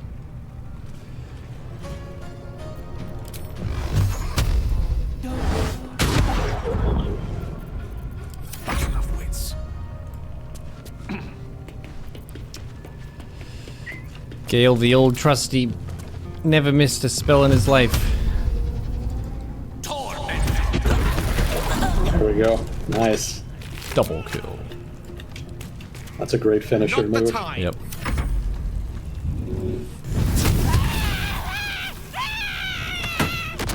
Oh. The flaming sphere brings chaos. No time to waste. Let's see. I'm gonna try to knock him prone before we go after him. Oh wait, path interrupted? Really? That'll work. Thank you. What? You hit a shield into the wall. I think you might have hit the wall. Oh, I thought the path was clear. Well, guess that's what I get for not paying attention. Damn. Oh well. Oh wow, the ladder's gone. I just noticed. Oh yeah.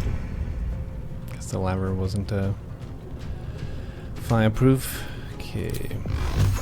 Who's gonna win the fight? Currently the spider is losing the fight, so we hope the loser will be the winner. 10 damage. Pretty good. Now it's a pretty easy fight there. Real. Won't know what hit him.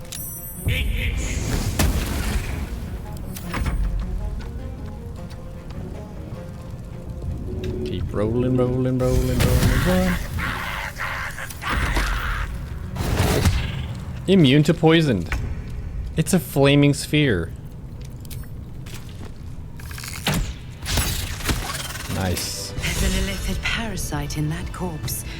You should take a look. We did it. Oh boy.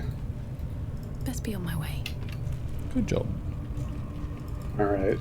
Let me pick up all of my throwables. Yep.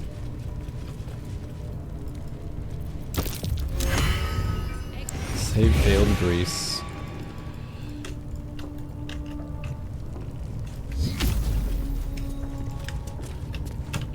Let's see. Something good Battle here. axe, dagger. Where are my rocks at?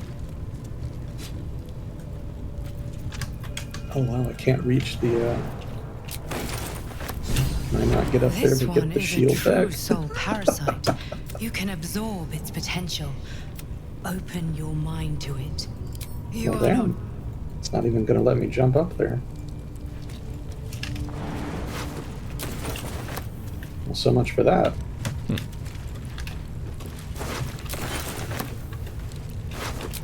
Let's see.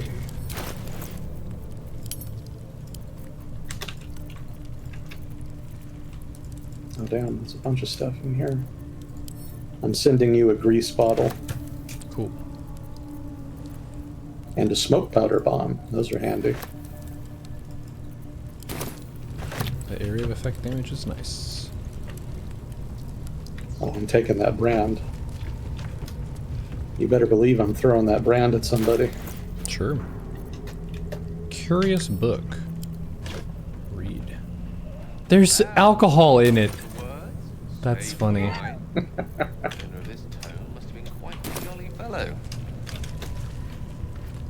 Or maybe a bit of a drinking problem. Alright.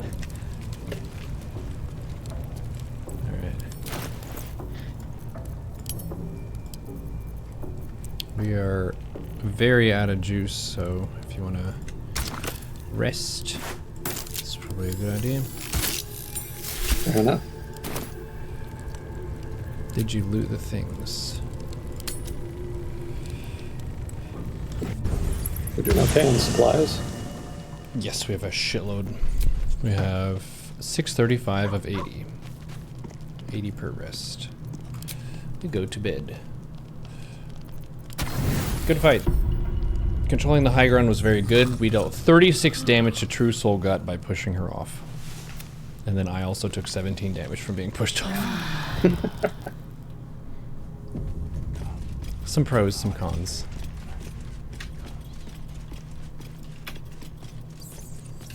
Let's see. I am gonna try to nab a backpack at some point. Does that just help you organize stuff? Wait, what? I don't know why it prompted another rest. Can't give up now. But we're back. Summoning Scratch. Summoning Crab. Let's go sell real quick because we're super low on resources and we have a whole bunch of shit to sell. Where do you want to go? Let's go Emerald Grove. We can also get the throwing damage ring. Yes. Buy that for you with my charisma. What path lies before me?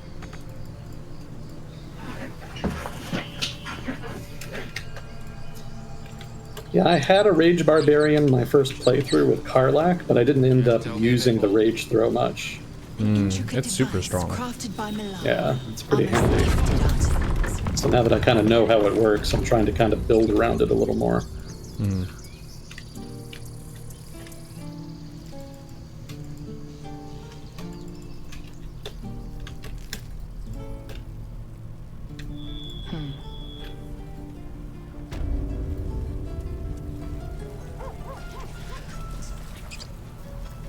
Need anything else? Of course. But please, remember, you're not the only one in need. Okay. I am going to send you some wares. Sure.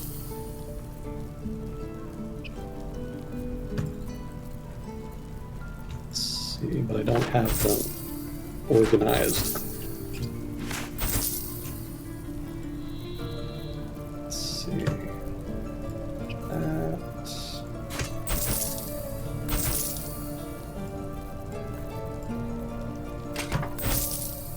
And now the game is bugging. Okay, there we go.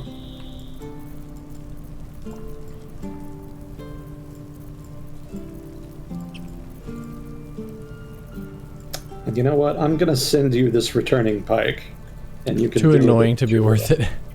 Yeah, I'd rather keep the sword, quite honestly.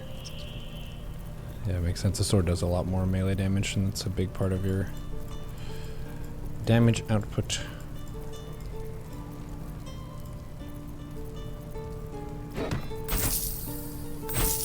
Guys, 93 gold left now.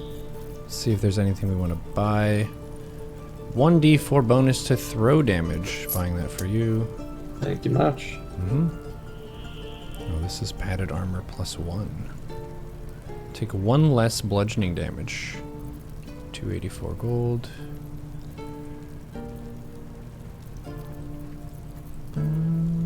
Get some potions. Does he have camp supplies? No. Got a couple healing potions. Oh, he does have camp supplies. Nice.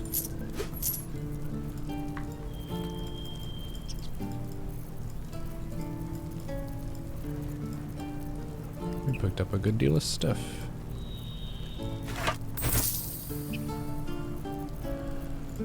Okay, blaze up and sell all this.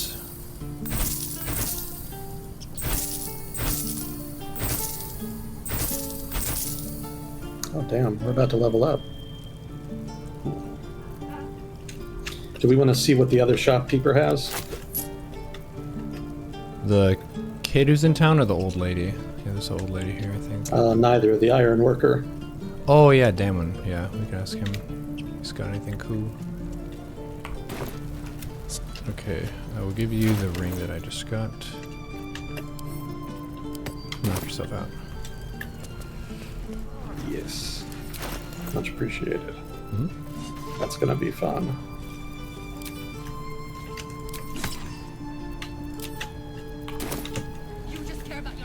Mr. Blacksmith, what do you have for sale?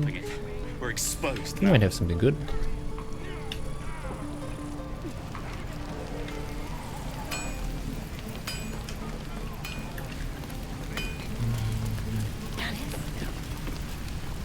Thanks. My selection's pretty slim. I had to leave Let me most of see my your equipment wares. elsewhere. He has short sword +1, spear +1, hand crossbow, chain shirt.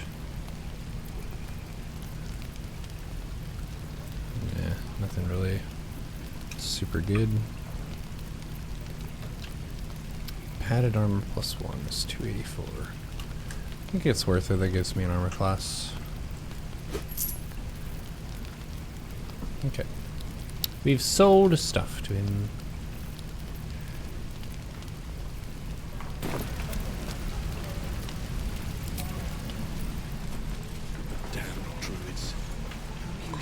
Alright. Can Where to fast now? travel back to Goblin Camp. Goblin Camp.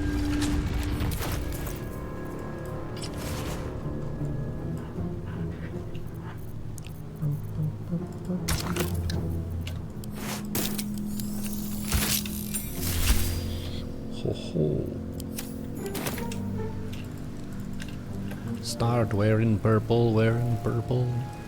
So if we go through the front door here, we're going to get into an immediate combat. Bring it on! Wait, do we have full spell slots? Yes, we do. Bring it on!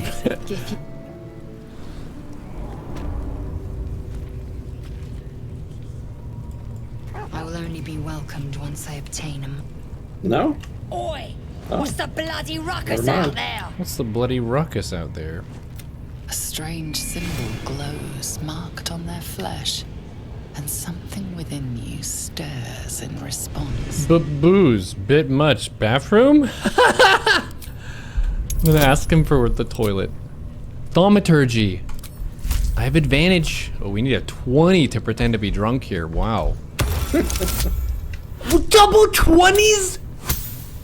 Are you kidding me? The best drunk impression of all time. Outside, you bloody pisspot! Tell the rest of them to keep it down and all. Work going on in here. Okay, we can initiate now. That's funny. I'm gonna go up to the high ground. Having a bit of fun.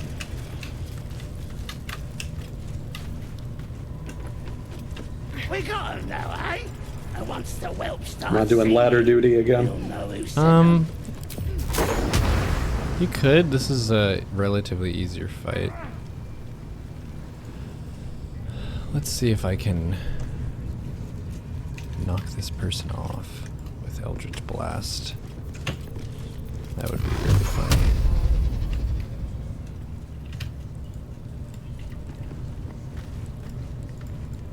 Crab, can you move? Whatever. Doesn't matter that much. I'm gonna do this for aid. And then I'm going to get an ass kicking. You're being arrested for assault.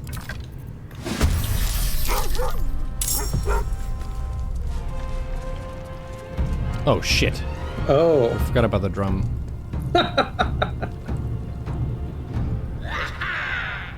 Oh, well, we already killed most of them anyway.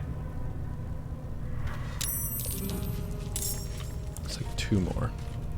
Oh, what's our Minthara policy? We don't have anyone in camp who actually will probably leave. We could get Minthara. I've never actually done that. To strike. Oh shit. Where did they come from? They opened the door. Well, yeah, but we killed everybody on the other side, didn't we? Yeah, I don't know. It might be like a random spawn thing. Okay, so this area up here is secured. We just killed that unit up top here. I'm gonna send Lae'zel down with you, so we have our melee people ready to fight at the door.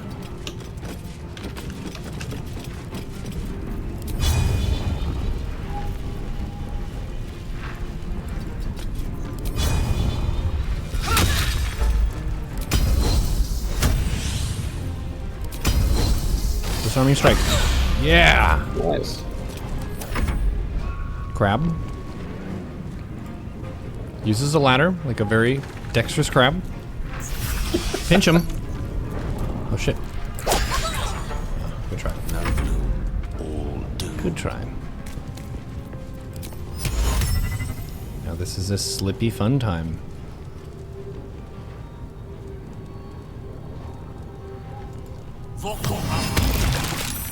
Sick. Go back up. Missile snaring.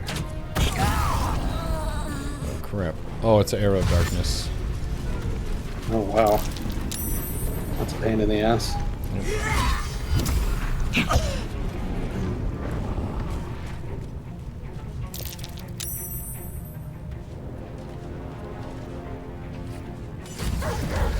Man, getting lots of crits on us. Yeah, they're rolling really well.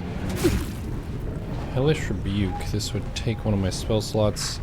3 to 30 fire damage. They shot me from across the way here. How much health do they have? 19. Sure.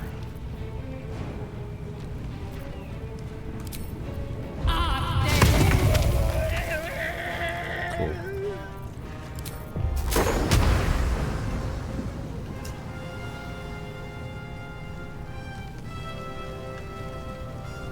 I hit 5 of them with this. Or just 4. Hitting 4 is good.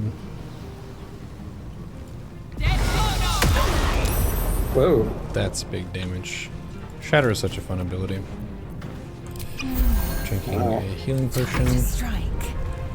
Lazel. She has 65% chance to hit this in the darkness? I didn't think so.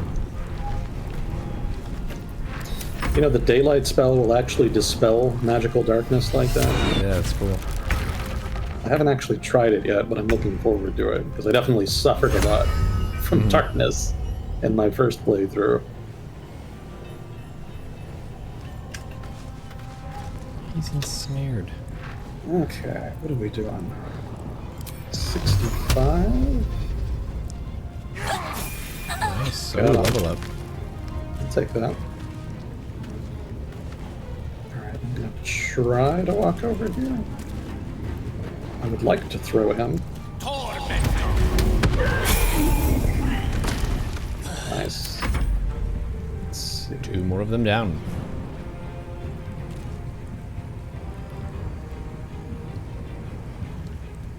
Wait, why isn't it letting me?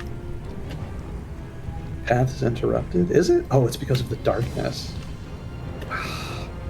That's annoying. Can you step to his side and then throw him? So you're not in it? Ooh, actually, yeah. Yeah, like that. There we go. Okay, let me try that again. Yeah, it's letting me. That's what we want. Don't walk over to him. You'll be his ammo. As he grabs the goblin ready to throw. That's what I'm talking about.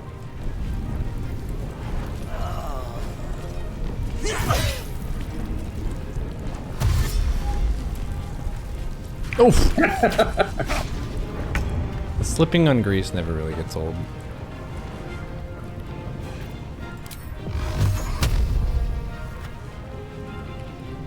Can't reach.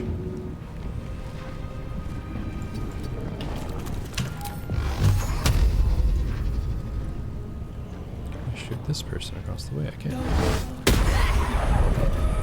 will ascend.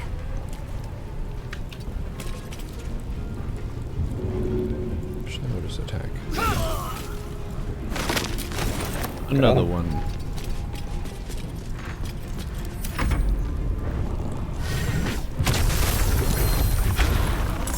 Okay. That's fine. Let's see.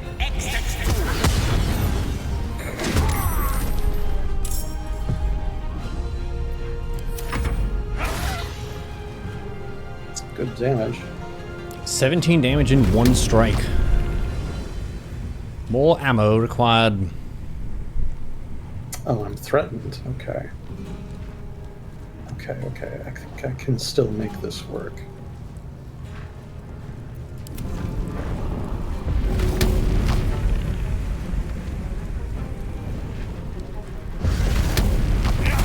No.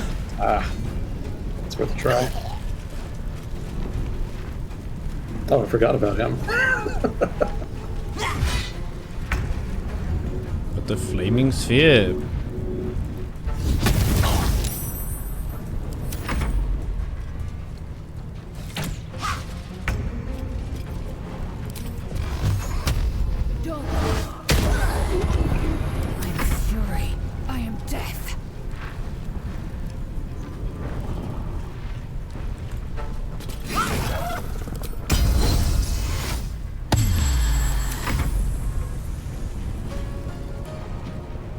Missile snaring.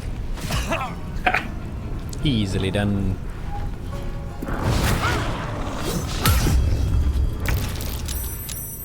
Some healing for a wizard in need. Got him. Let's see. Cultist brand. I told you I was going to throw it at somebody.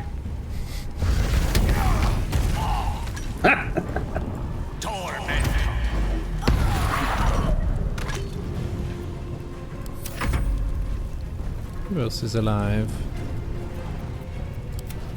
Oh, the person around the corner. Let's go Flaming Sphere. 9 damage. Pretty good. Flaming Sphere.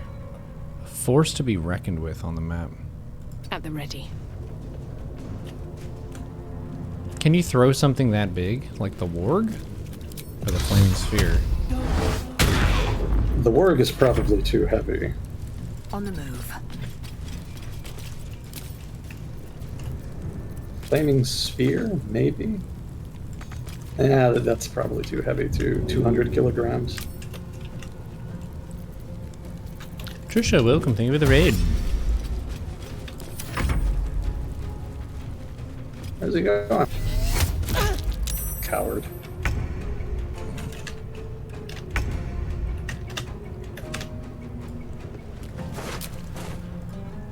Oh, damn. Alright. Let's see how it is. Hello. Let's see. Actually, you know what? I'm going to try to knock him down first for the bonus. Ah.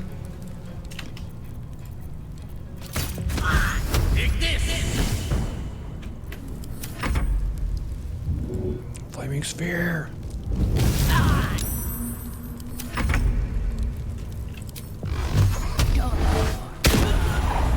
There we go. Can't slow down. The city is saved. Huzzah! Okay. We get a level up. Lovely little baby. Huzzah.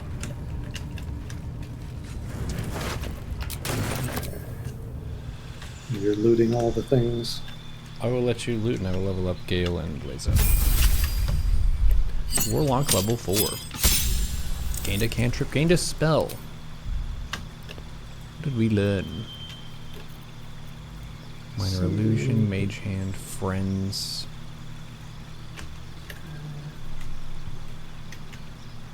I've never tried friends. I think I want to try it. Friendship? Friends, yeah. The enchantment cantrip. Oh, I've been using that in my most recent playthrough. It's pretty handy. Mm-hmm. It gives you advantage on a lot of those dialogue checks. Yeah. Crown of Madness. Making them attack the creature closest to you. That seems super good. Place spell. Never use Arms of Hadar. That's really good if you use it right. Yeah. You can get them all bunched together in a bottleneck. Mm-hmm. I definitely learned the hard way with that one. Mm.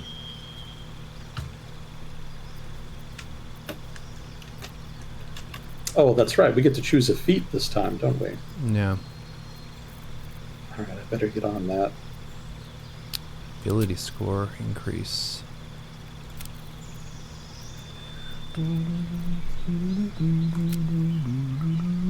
19 charisma. That's pretty good. Yep.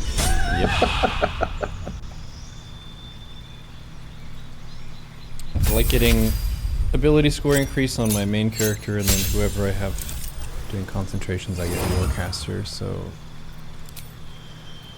Mr. Gale can get Warcaster, so he keeps his Flaming Sphere, and later on his Haste. We get a light cantrip. We used to have Shadowheart doing that, and she's now passed on. She's in a better or worse place now. Ooh, I'm gonna get a funny one. A funny one.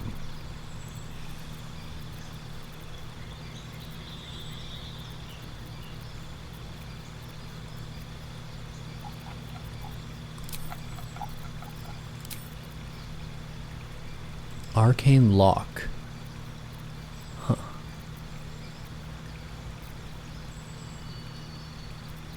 Gust of Wind seems pretty funny too. Okay, we don't need Witch Bolt. We need Thunder Wave.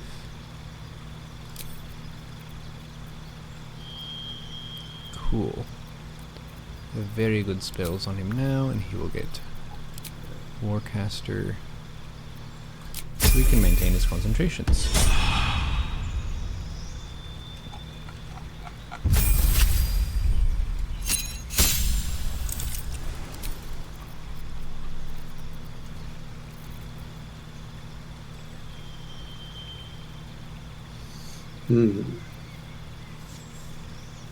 Savage Attacker is really good.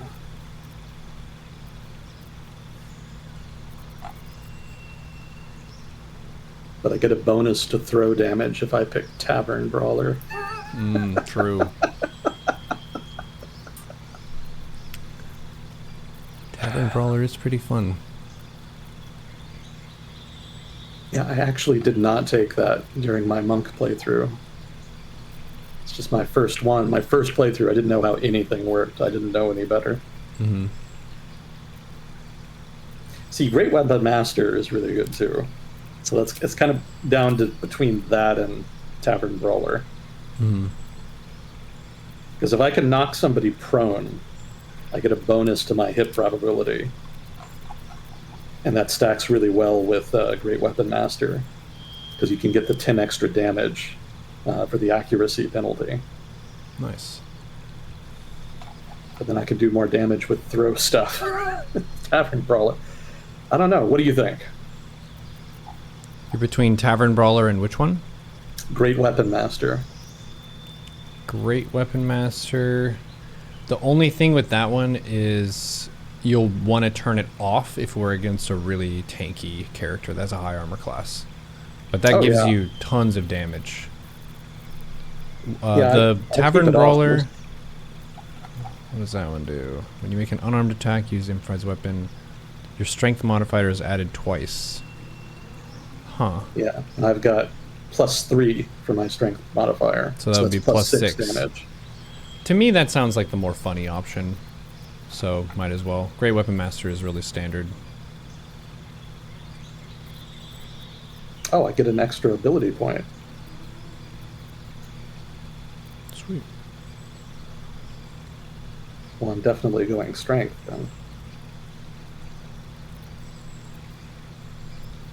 It doesn't say you get an extra... How weird.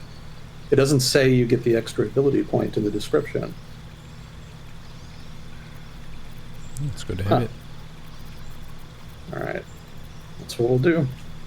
So that'll be +8 damage if I can actually hit anything with the throw damage. Sweet.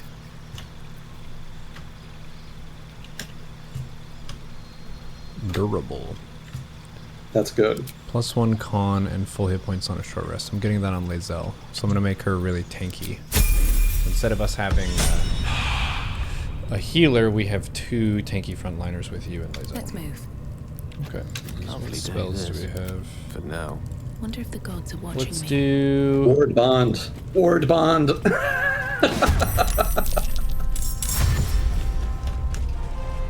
yeah.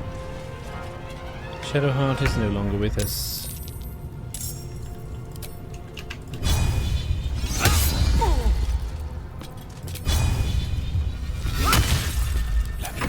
You know what? I'm not going to rage for this, because I think this is going to be over pretty quickly.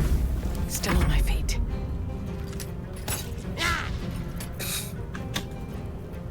Terrible aim. Weakening Strike. Weak Grip. And a Flourish.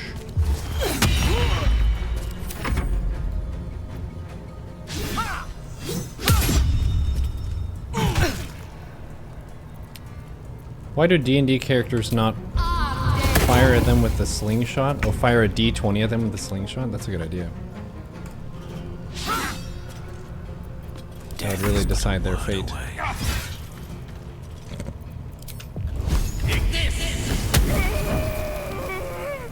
Still breathing, despite everything. Got him. The city is saved. One day I'll catch a break. Alright, let's short rest it. Feel that one later. Battle awaits. And then maybe we could run toward Menthara. Now there's the merchant over here. Do we want to check them out? Sure. Oh, they bailed. Oh, they're not there? No, some of their stuff is. We should definitely loot that. Oh, nice. Oh, we're taking all of this. All the smoke powder barrels, yeah. What's hiding here? I'll unlock the chest. Don't give me trouble now.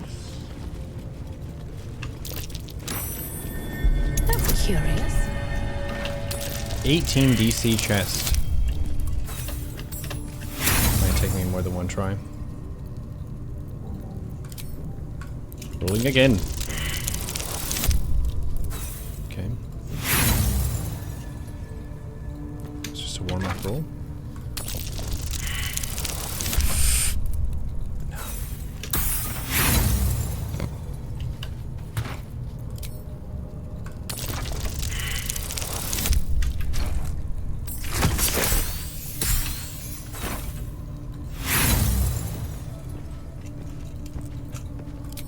Chat's saying that these people bail when the fighting starts. Oh, good Is that what it is? Okay. I got it! It only took us 5 thieves' tools. This better be really good loot. 251 gold. That's paid for pretty the thieves' tools.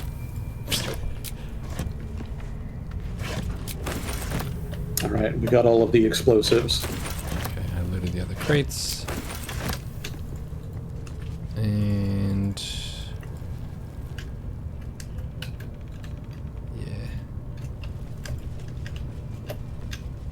Are we not going in here? What's in there? Here we go. That was Priestess Guts room. Oh yeah, we should loot that. You should break that and save our thieves' tools. It's just a normal duel.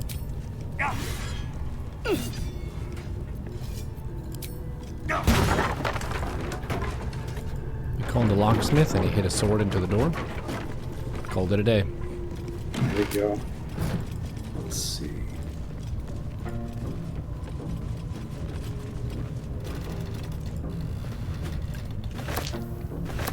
A mortar and pestle. Do we want these water barrels? I don't know if I've used water for anything. Nah, I don't think I have. We should have the key for this door. Are we going in there? Yeah. Oh, do we want to fight? Yeah, it's just one. Good XP. Excuse me, ma'am. Here we go again.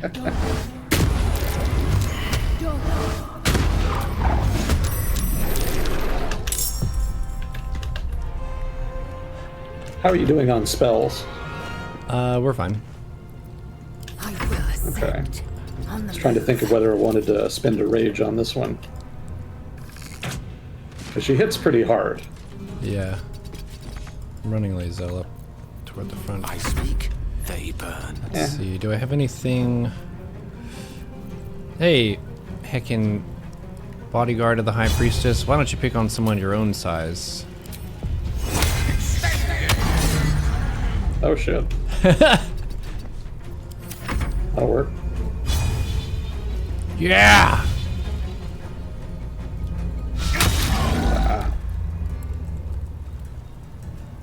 Wow. He's as tall as an ogre. Oh damn. I should have raged. That hurt a lot, yeah.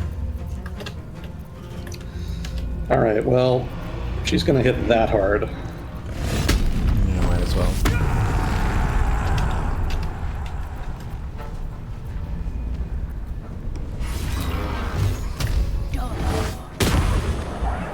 Hitting pretty hard myself. Victory awaits. Alright. Let me see if I can bleed some distance there. Oh shit. Disarming attack, melee. Weapon dropped. Let's go, action surge.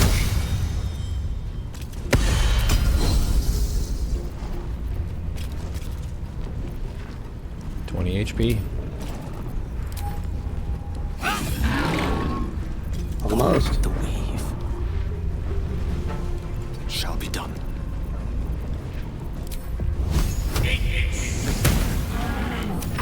Of course. 1 HP. There we go.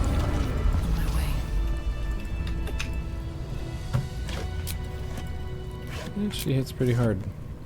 She's really weak to mental attacks, so when you have Shadowheart, she can just command grovel or command drop weapon, whatever.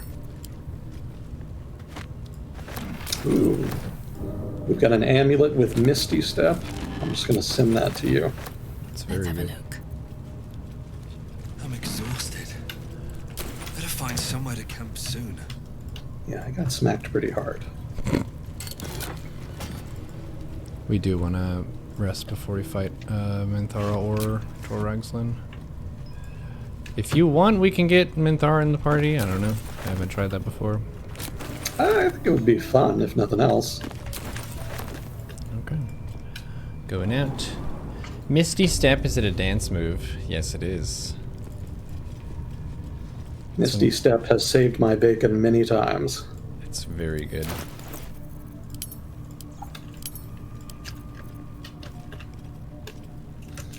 Now, you know that room goes down to the under what's it, right? The Underdark? Yeah. I did not know that. That's cool. Really? Oh. Oh, okay. Well, maybe we can take a look at that sometime. The Underdark is a lovely place with May the many gods take you horrors. first. Yeah, they're pretty tough. I walked out. Let's see. Joragslin. Minthara's on which side of it again? I always mix this up. She's on the far northeast of the map. Oh, okay. Let's go that way then. We could probably, if you want to, if we talk to her, then we can just fight Joragslin. I don't know if she becomes hostile We're to not us. supposed to talk to her, actually. We're supposed to aggro her without talking to her, I think is the way it works. And we're supposed to knock her out instead of kill her. Oh, I thought you meant just doing her bidding. Because if you go over and talk to her, she'll just tell you, go and clear out the grove, and you can be like, yes, mommy, and then just go Oh do that. yeah, that's the original way to get her. Yeah, but they yeah. updated it. So long as you don't talk to her and you just knock her out. Oh, we're already hostile. Okay. Oh, well, I guess that solves that problem. Good thing I have thunder magic, because that gets rid of the strong enough. Sweet. Good opener. And we also didn't get her hostile in this fight either, which is great. We killed Priestess Gut, though, so she may already be hostile. I'm not sure how that works, actually. Maybe chat does. Crab. Indeed.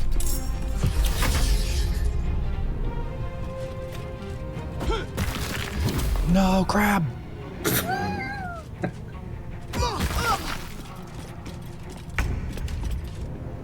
Let my name be known. Let's see.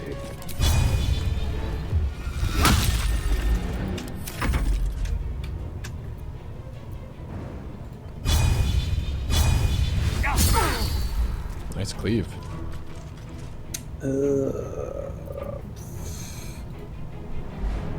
Man, I need rage to do all the fun stuff. Oh, I could push one of them. Wait, can I push one of them? Yeah, I probably could. Oh shit. Alright, walked into that. No, I can't do anything fun. Crab.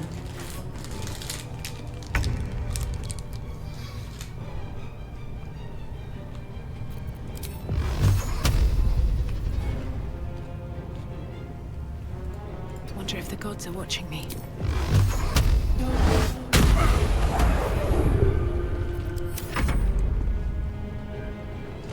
I'm fading fast.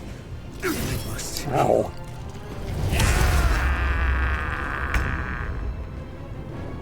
Don't get too close.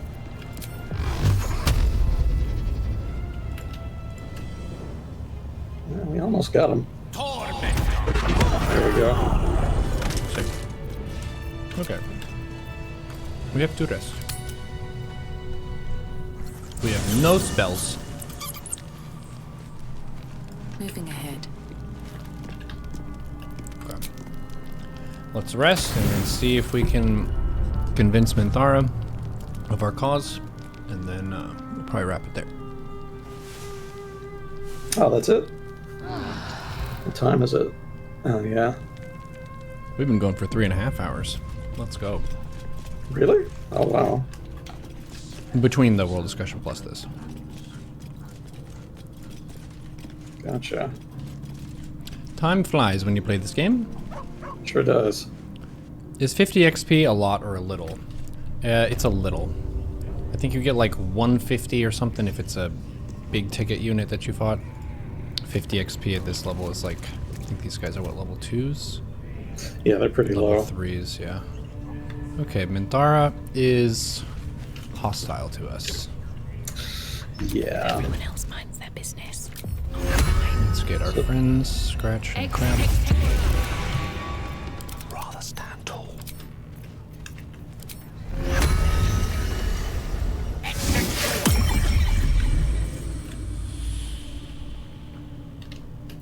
My patience wanes. Let's not get caught off guard. Are you ready? Yep. Okay. Let's go. Do this. Let's get this over with. And I'm definitely going to rage for her. Yeah.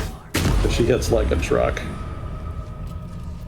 It's so funny that the pushback of this Bloody work. sometimes makes them not go into combat. I'm an Eldritch Blast machine gun. Okay, so I'm in combat. You can take your turn whenever. Oh. Because you're hiding. All right. Or you can wait until she comes over to us. It doesn't really matter. All right. Let me, One day I'll catch a no, I break. can't. No, wait, I could throw. I could throw something with the regular throw. Oh, and that's much better probability, too. Can't see a thing down here. Okay. And of course I get a terrible Pick on someone your own size. Oh god. What does that do? Still in shadow. Size is increased. Oh, a little extra damage. Advantage on saving things. Carrying capacity also increased. Pretty nice. My pleasure. Ah, shit. And I could probably throw her around. Oh shit. Just as you said that. Look at your arms. The statue of Agent Smith.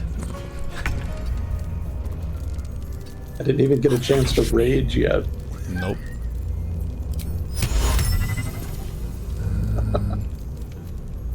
Can I? Careful with that bridge. Oh yeah, I don't want to put the flaming sphere on it. Let's actually... Can't help you, but I can increase the odds of interrupting that concentration with magic missile. Yeah! That's what I'm talking Nice. about. One of the best spells in the game right there. Yes, sir. Okay, she's 21 HP, so just... we can actually turn on the non-lethal now. Alright, Okay, it's on. I'm not going onto the bridge. Because I'm afraid she's going to push me around. Yeah. So I'm going to hang out here and I'm going to just be the tank for you. Okay.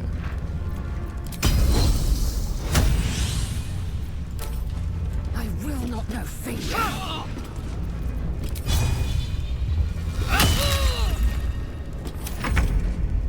Oh shit. Oh, you're so sleepy. I'm gonna turn off the pushback. My Eldritch Blast. 19 Eldritch Blast will not kill her, probably. Oh my god! Wow! I was not expecting that. Okay. Does Scratch have non-lethal? No. Okay, we're not gonna have Scratch do that. Okay, someone just bonk her. Any damage. Come and get it. Okay, well, now we need to do more damage. Yeah. I raged for nothing. Okay. Yeah. Let's see. 13. Okay, what's the move Weapon here? attacks will be non-lethal, so you should be able to hit her with sword. Yeah, I've got the passive on. Not whatever it was. Non-lethal, yeah. Miss. Okay, so I guess I'll just hit her. There we go. Okay. Non-lethal. Oh, she's got a bunch of stuff. I'll leave that to you.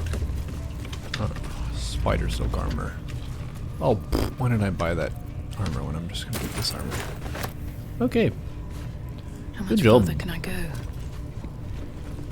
The city is saved. What did we get for loot here? Got some fancy boots for you.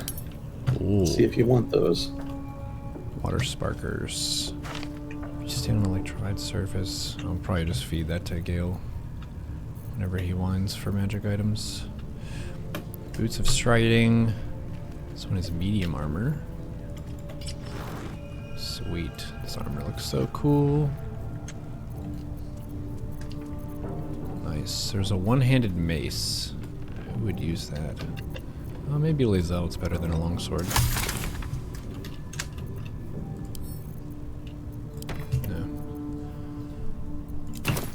Cool. Why non-lethaling? Because she comes back in Act 2 if you non-lethal?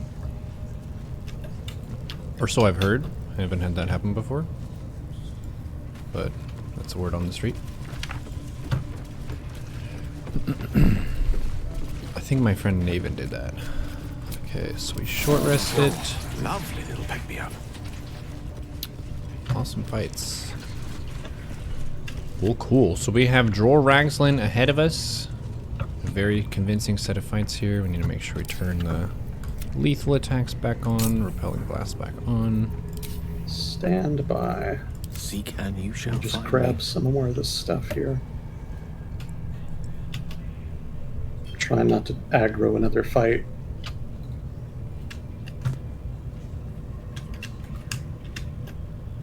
Okay. Wait, did we take all of her clothes? Yeah. She has some of the best clothes in the game. I mean, you didn't have to take her street clothes. Yeah, her street clothes are some of the best in the game. Have you not seen? We can give her clothes of some kind. Can you reverse loot clothes onto someone? I think you can. Okay, Looking ahead. let's see.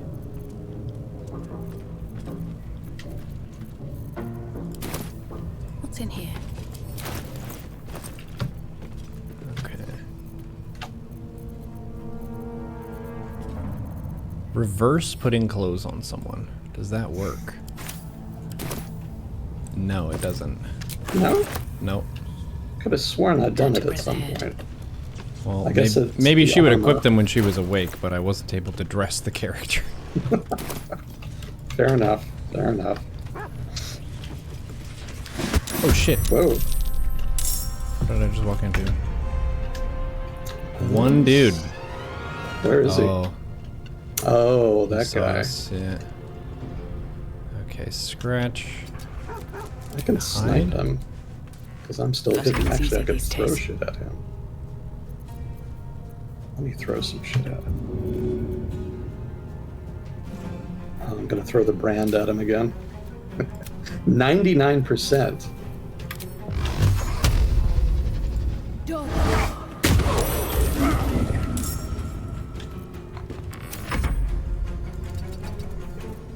I am fury.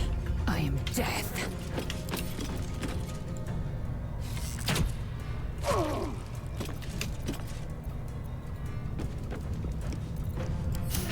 I don't fancy their chances.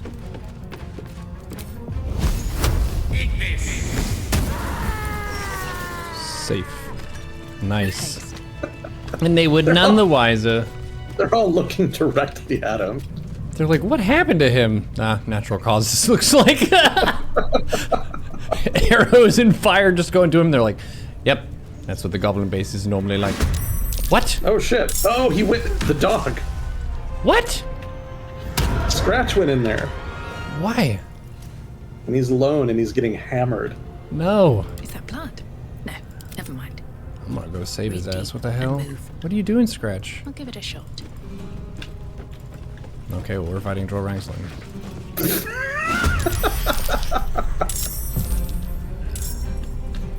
I'm way out of position. He's hexed. Get out of there, Scratch.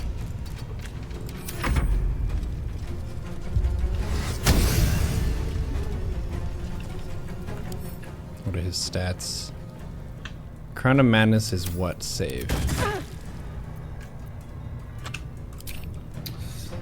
Yeah, I remember Ragsland being pretty tough. Oh.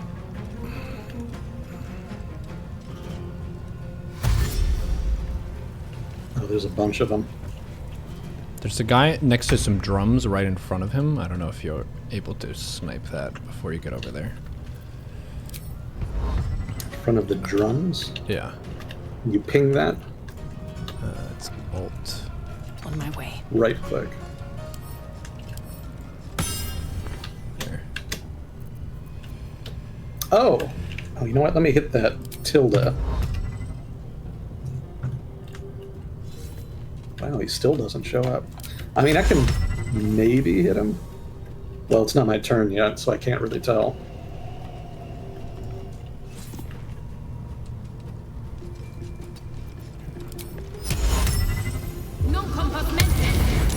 Crap. Okay.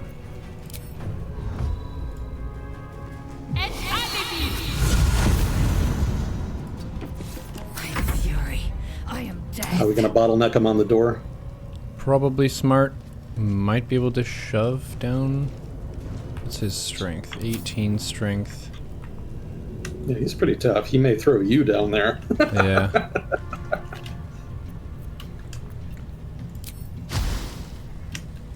Taste my fury. Acid arrow to lower his armor.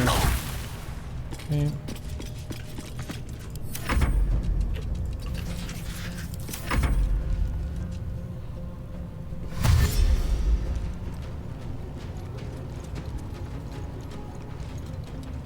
Oh. It's crafty. Do we have an arrow of roaring thunder for the gentleman? That would be funny. Okay, what have we got? Oh no, that guy's way out of range. Yeah, I can't hit him. That's okay. Damn, I can't even get into position to, Alright. So first things first. I probably could arrow him.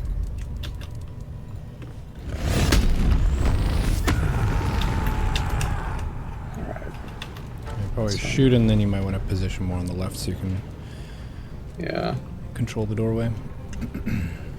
That's what I'm gonna try to do. You need to hit somebody first, though, right? Or at least try to. Yeah. There we go. That'll do. Some damage. Alright, I'm on my way. Nothing important is ever easy. Grab now!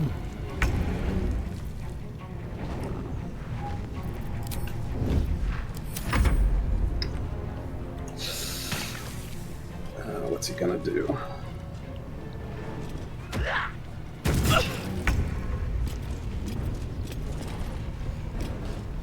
Time to press ahead.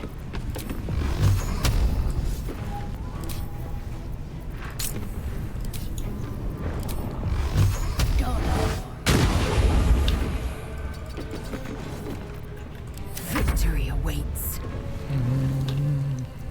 Disarming strike ranged. Hello? Trying to shoot roll ranking. 50%. You've saved it. to be getting lots of saves. Let's try it again. Oh, 50-50. Ah, man. Lucky guy. Welcome, chat. You're watching Neuro Subathon 5. Getting spicy sub 30 minutes. I think this is the lowest it's gotten. We'll have to see what happens. Alright, so you may be able to run around the grease, but can you deal? I mean, I could throw, if nothing else. With the flaming sphere of doom. Here we go. There we go. Very nice. Alright, do you want me to hit this Kagran character? I'm gonna shove him. Okay, yeah. Alright. I don't think he would really hurt Gale. 8 damage to some. Alright, here I come.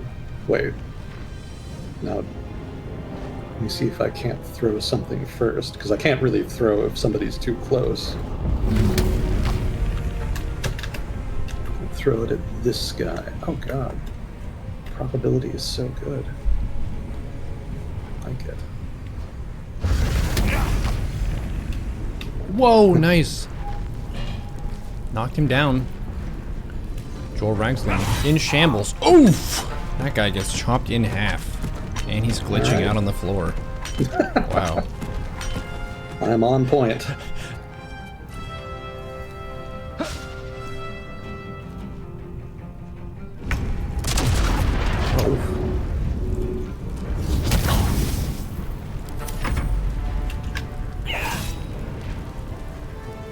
Let's go, Flaming Sphere.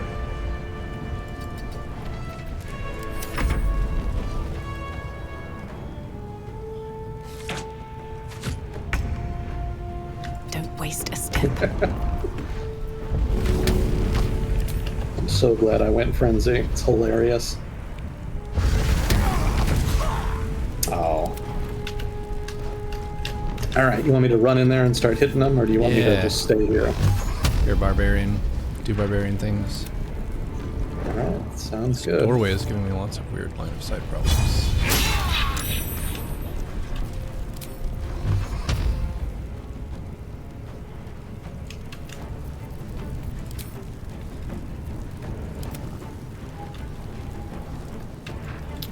Can I not get in there? That's so weird.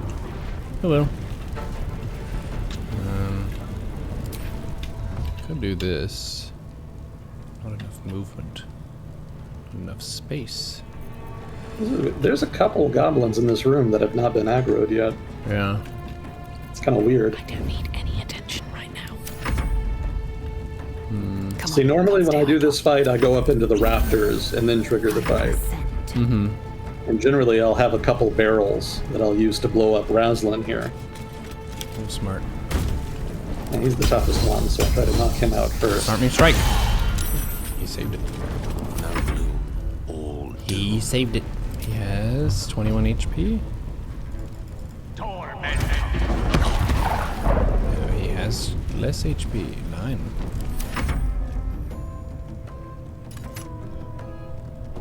Missile snaring.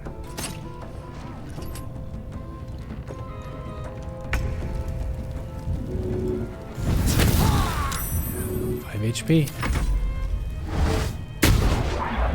Flaming Sphere with the moves. How do you miss a target that big?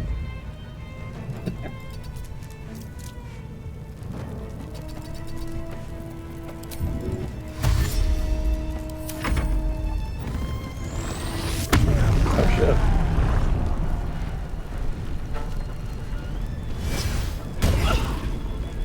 Oof. Damn. She got those temp hit points from the shield. Pretty cool. Breathe deep and Okay, move. he has 5 HP left. Nice.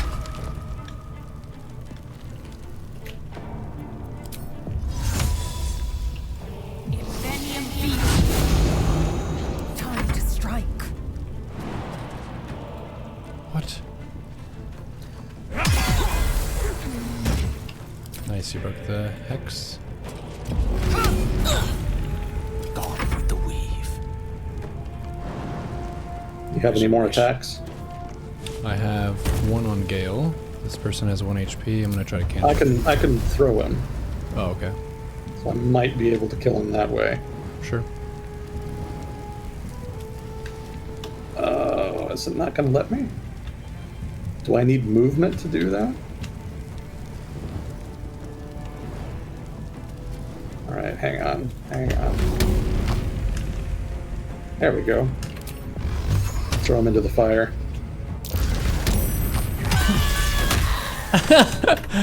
Definitely a funnier way to get the kill. There we go.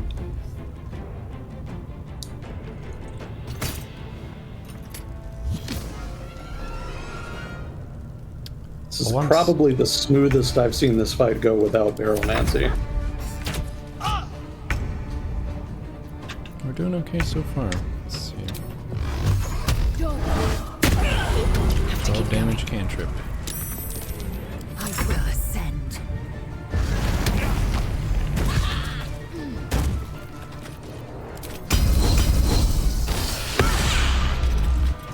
Victory is assured with ease.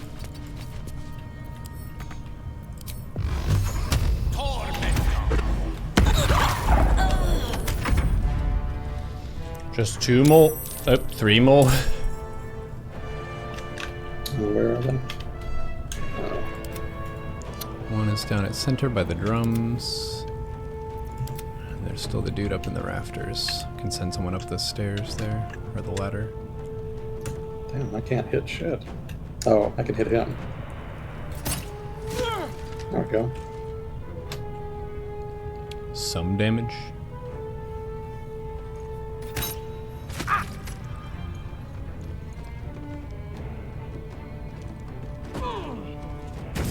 Oh shit.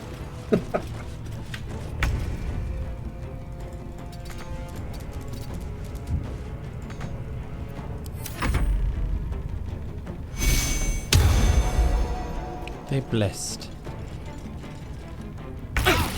Oh, that's right. I'm gonna miss Shadowheart's Bless. Yep. Blame Twitch Chad.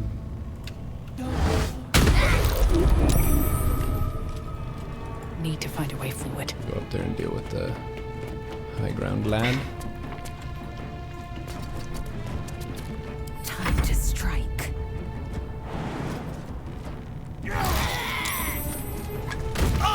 Nice kill. Oh wow. Fucking dropped. I speak, they burn. Pawn to cleric 4. Miss. You'd think I would have line of sight. Playing Baldur's Gate, but it shows a pick for SC2. Did it not update that category? I thought I changed it. Well, do. Oh, it does say Baldur's Gate. Cool. Now, whatever. We're almost done. Be funny if I could knock him off.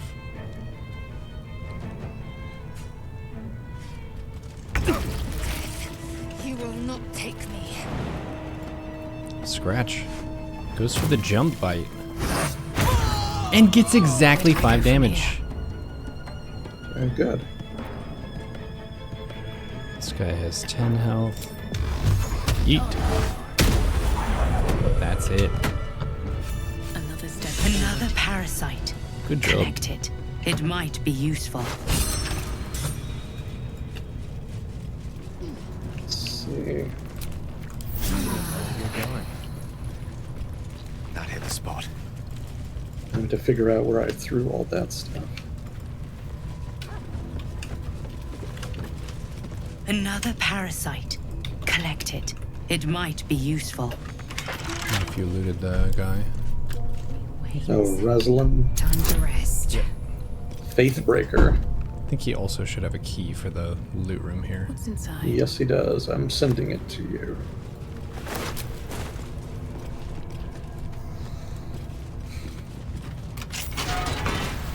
Cool. Treasure. Ooh.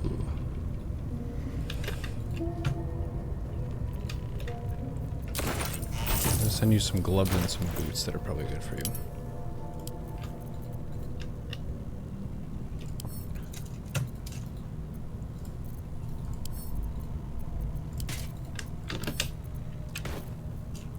Faithbreaker is a versatile warhammer. Eager for battle. So Izelle could use that. Yeah, nice. That's very strong. No one back home will ever Yeah, good clean believe fight. this. Yeah, it went really well. I was surprised. No thanks to the dog. I have no idea why he was going over there. I had my character selected, Anything so of use? it was a surprise to me. Scratch being silly. Let's see, sending some more stuff to you. Quite ready for you. You sent me some magic stuff. Yeah, some boots and gloves. Oh, it is nice, isn't it? I figure those gloves you'll use a lot if you're next to enemies, because you'll be in melee range.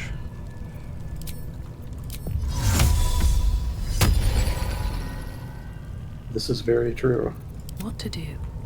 I'm gonna miss the missile snaring though. That's always fun. Oh yeah. Well, whichever you like. Those are also good on Lazelle too. Yeah, I'll send them to her. Sure. Can equip them there. Okay. Oh, that's right. They got the treasure room up top. Did you already get that? Yeah, that's where I got those items. Gotcha. We got a shitload of gold. I think there's a chest up here. I want to say there's a chest. Yeah. Zilla.